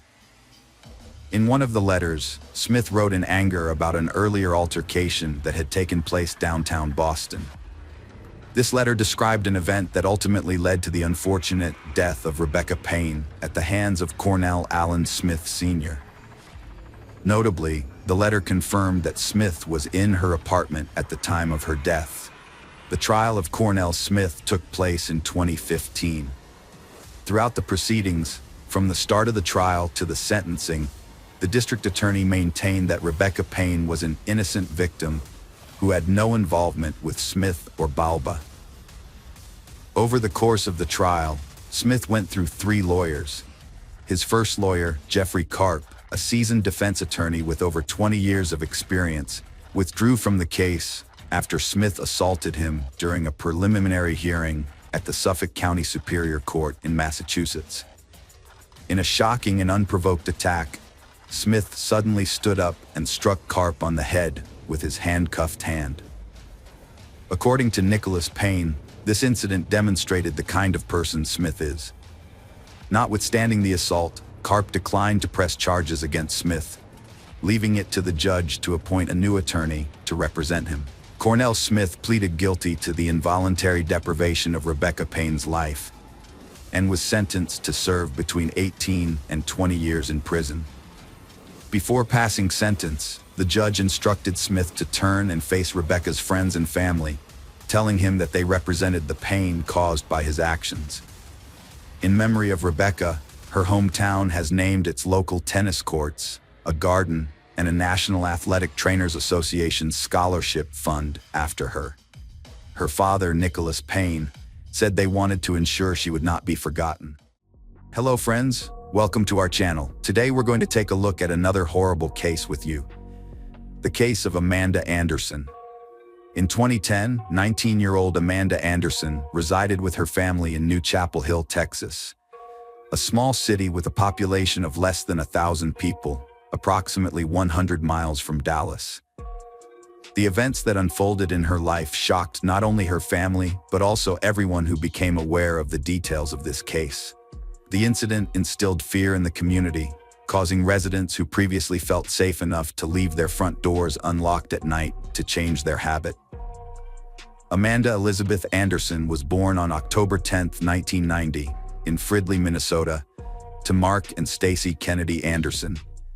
She graduated with honors from Tyler Gospel Chapel School in 2009. At the time of her death, Amanda was employed by Trinity Mother Francis and was a student at Tyler Junior College, where she was majoring in English literature. With a passion for writing, music, and life, Amanda had a bright future ahead of her. Tragically, her life was cut short on September 15, 2010, leaving her family to face the devastating consequences. Amanda was found dead at the family home in New Chapel Hill. Her 15-year-old brother, Nate Anderson, made a 911 call after returning home and discovering a shock. In his conversation with the dispatcher, Nate explained that he had been doing homework but was getting stressed because he couldn't find the answers to his questions, so he decided to take a quick jog in the nearby woods, a routine he followed occasionally. When he returned, he found the garage door had been kicked open. Nate began by searching his own room, then moved on to Amanda's room. It was only afterwards that he stumbled upon his sister's lifeless body lying on the floor. A horrific discovery. When the dispatcher inquired about the front or back door being kicked in, Nate clarified that it was actually the garage door that had been forced open, likely because it was the most commonly used entrance. Nate was crying, and the dispatcher asked him to calm down, explaining that police and his parents were on their way. The dispatcher then asked if Nate had touched anything in the house, and he said no. About 2 minutes into their conversation, Nate explained to the dispatcher how he'd found Amanda, describing a bullet hole and stating his belief that there were a couple of them in her head. When the investigators arrived at the crime scene, Nate recounted the same details he had provided to the dispatcher during the 911 call. He explained that he had returned home to find his door kicked open, and to his horror, discovered his deceased sister. Overwhelmed with grief, Nate was inconsolable, crying almost continuously as he struggled to come to terms with the shocking fact that someone had shot and killed his sister. During the crime scene examination, the criminologist determined that Amanda was seated on her bed in her bedroom when she was shot, causing her to fall to the floor. The absence of a crime weapon and shell casings at the scene suggests that the perpetrator either removed the casings before fleeing or used a revolver, which would not eject casings. Amanda's parents were devastated when they learned what had happened to their daughter. As deeply religious people, they struggled to comprehend how anyone could commit such an act against someone as innocent and kind-hearted as Amanda, who had only recently graduated from high school and was still figuring out her path in life. She was a gentle soul who wished no harm to anyone and had no enemies. Nate's grandparents recalled that his world was shattered the day Amanda died. He was overcome with grief in the police car, sobbing uncontrollably, and they had to extract him and cradle him in their arms. According to them, Nate had an extraordinary love and devotion for his sister, and discovering her in such a distressed state was utterly unbearable. The investigators canvassed the neighborhood where the crime took place, speaking with residents to gather more information about Amanda and her family. Uniformly, those interviewed described the Andersons as a tight-knit and religious family. One neighbor offered his theory about what might have happened to Amanda. According to him, the area was previously quiet and crime-free, but about 2 weeks prior to Amanda's death, a house in the area was robbed. It's possible that the same person was involved in what happened to Amanda, and that they saw Nate Anderson go out for a run. The perpetrator might have then broken into the Andersons' house, and Amanda might have stumbled upon the scene, becoming a witness. This could be why the robber decided to kill her. To determine if Amanda's death was connected to an attempted robbery, the investigators required evidence. When caught by homeowners, robbers will often take drastic measures to prevent them from notifying the police. However, in this instance, nothing was stolen from the Anderson family home. Despite the opportunity, the perpetrator left Amanda's room untouched, with valuables like jewelry and a laptop remaining in place, unaffected by the intruder.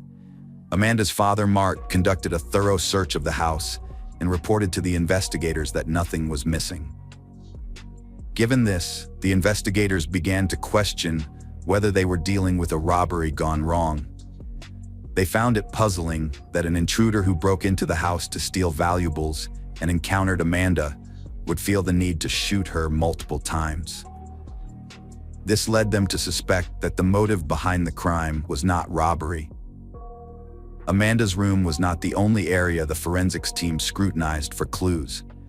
They conducted a thorough search of the entire house, gathering fingerprints and hair samples in the hopes of finding traces left by someone who didn't live there.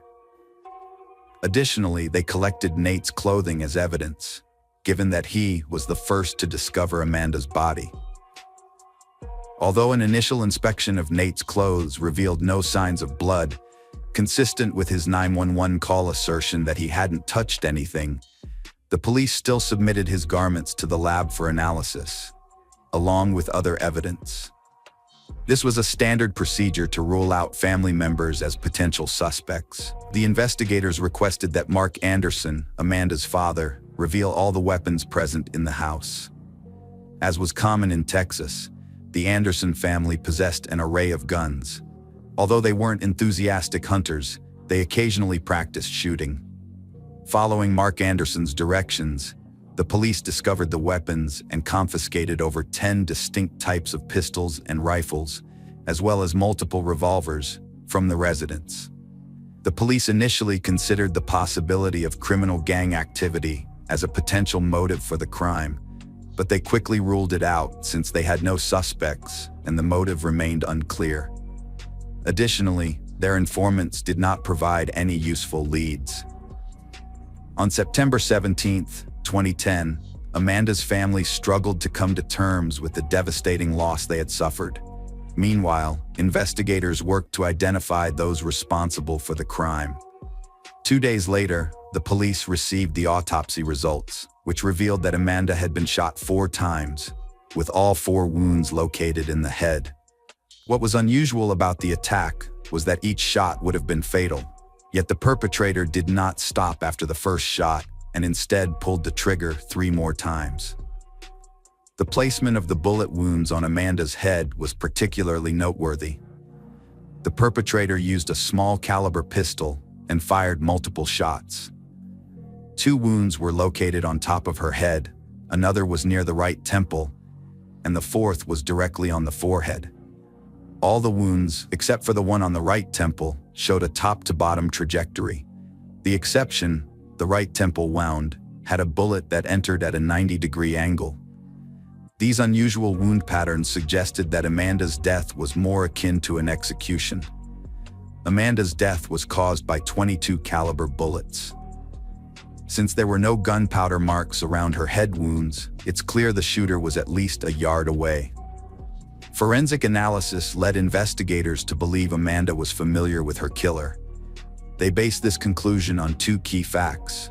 Firstly, Amanda was using her laptop while sitting on her bed when she was shot, implying she felt comfortable and didn't perceive a threat. Secondly, the shooter was standing right next to her. If Amanda didn't know the person, she would have likely reacted to their presence, but instead, she did nothing, suggesting she trusted the perpetrator and didn't anticipate being shot. The investigators looked beyond the Anderson family home for answers to their questions. At Amanda's college, they spoke with her friends, among whom her best friend revealed that Amanda was not the type to interact with strangers, avoided illegal activities, and therefore did not have ties to the criminal underworld. Additionally, she did not have any enemies at college. But what if someone had been secretly watching Amanda and plotting against her? The investigators collaborated with college security to uncover any suspicious incidents involving Amanda or other students over the past year. But this avenue led nowhere. A week after Amanda's death, the police were still without a motive, suspects, or answers for her family. As the family grieved, the locals of New Chapel Hill lived in fear for their lives, desperate to uncover the truth behind the tragedy.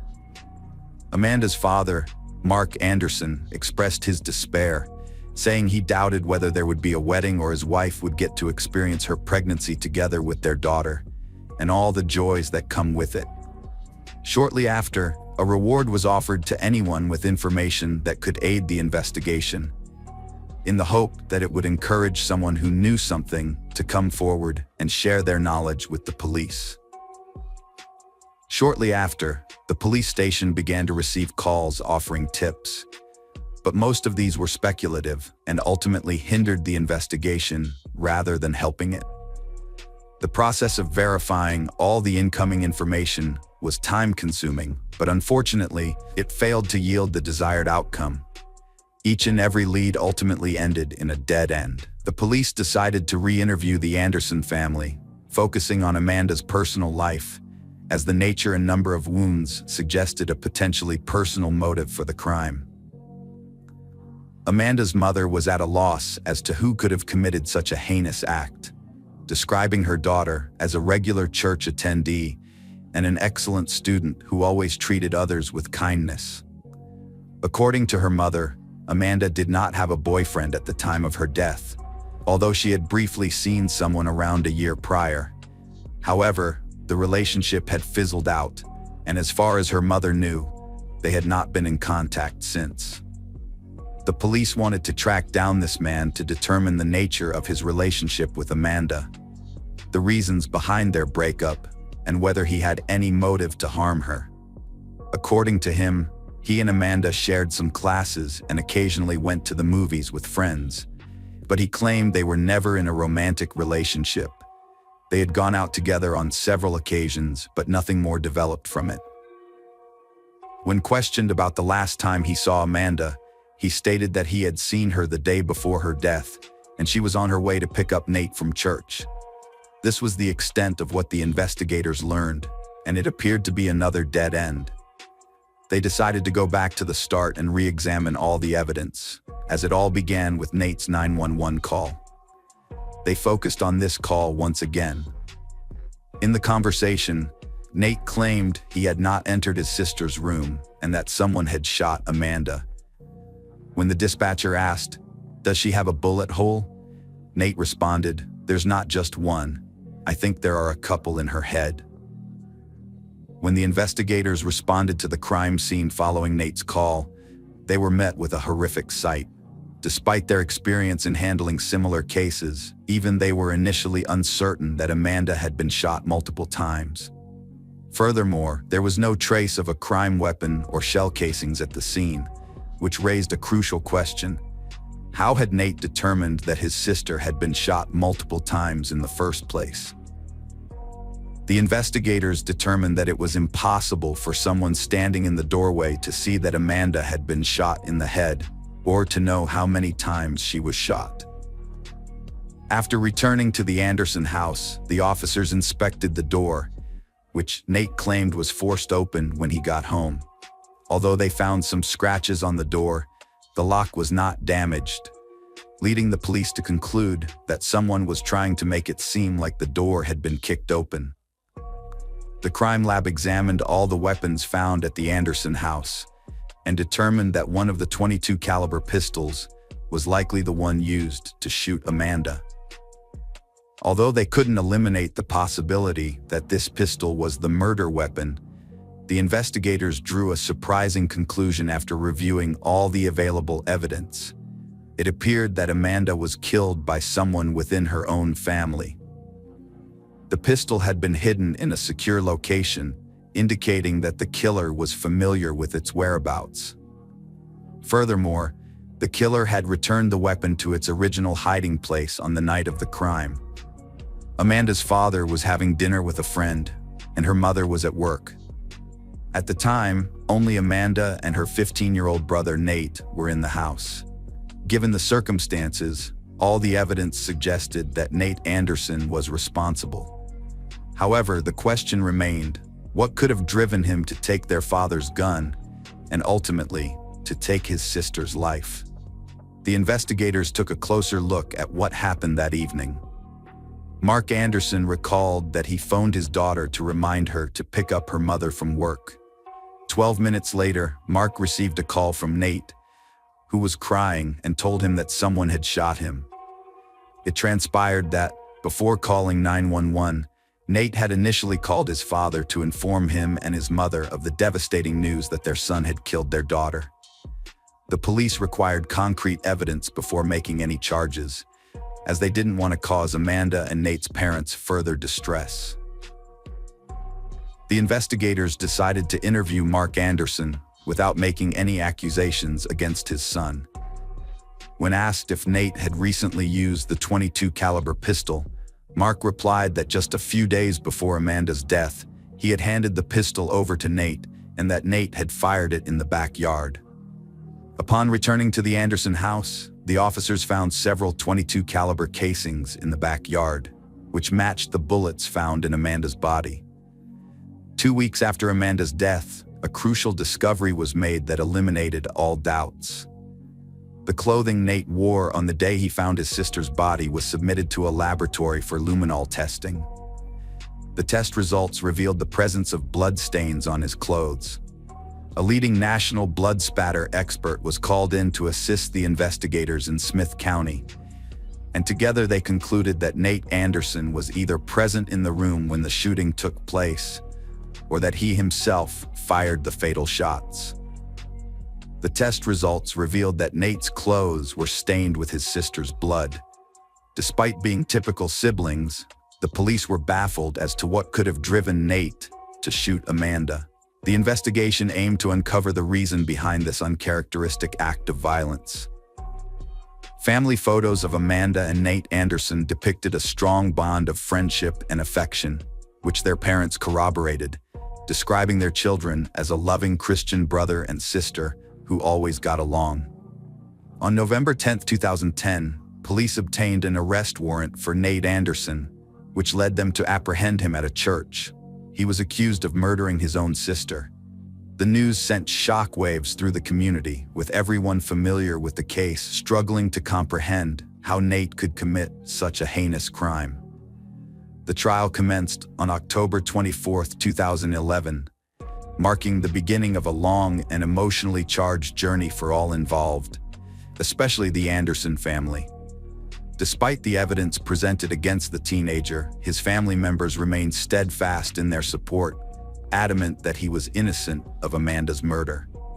Nate was prosecuted as an adult despite an expert's opinion that it would be in his best interest to remain in the juvenile court system. The judge overruled this opinion. During the trial, the state presented some of the evidence found in the Anderson home after Amanda's death. Prosecutors revealed that Nate's computer had a history of accessing adult websites and contained drawings with violent content. Furthermore, a text message on Amanda's phone mentioned shooting Nathan. When her friend asked why, Amanda responded that it was because Nathan would shoot large staples at her head and never assisted with household chores. An expert testified that a discovery about Nate helped establish a possible motive for the crime. However, Nate's lawyer argued that the evidence presented was not unusual. Ultimately, in February 2012, Nate Anderson accepted a plea deal and pleaded guilty to a first-degree crime. Prior to his plea, Nate confessed to a psychologist and his parents that he was responsible for Amanda's death. He revealed that he shot her with a pistol from their home. In a joint statement, Mark and Stacy Anderson, Nate and Amanda's parents, expressed their emotional response to the confession.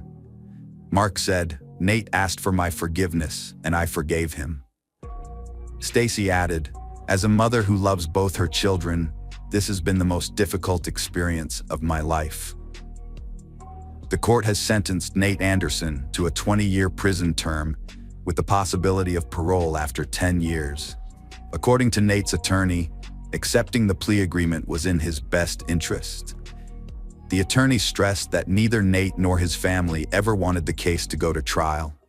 When asked about the motive behind the crime, Nate's attorney refused to elaborate, saying only that Nate had shown remorse and had received forgiveness. The attorney, Brett Harrison, added that there had been many difficult conversations and tears. He stated that the incident was clearly a hate crime, as there was no evidence of any other trauma. The Smith County Sheriff's Office stated that Nate was eligible to apply for parole 2 years ago, but unfortunately, they were unable to find any information regarding whether he did so.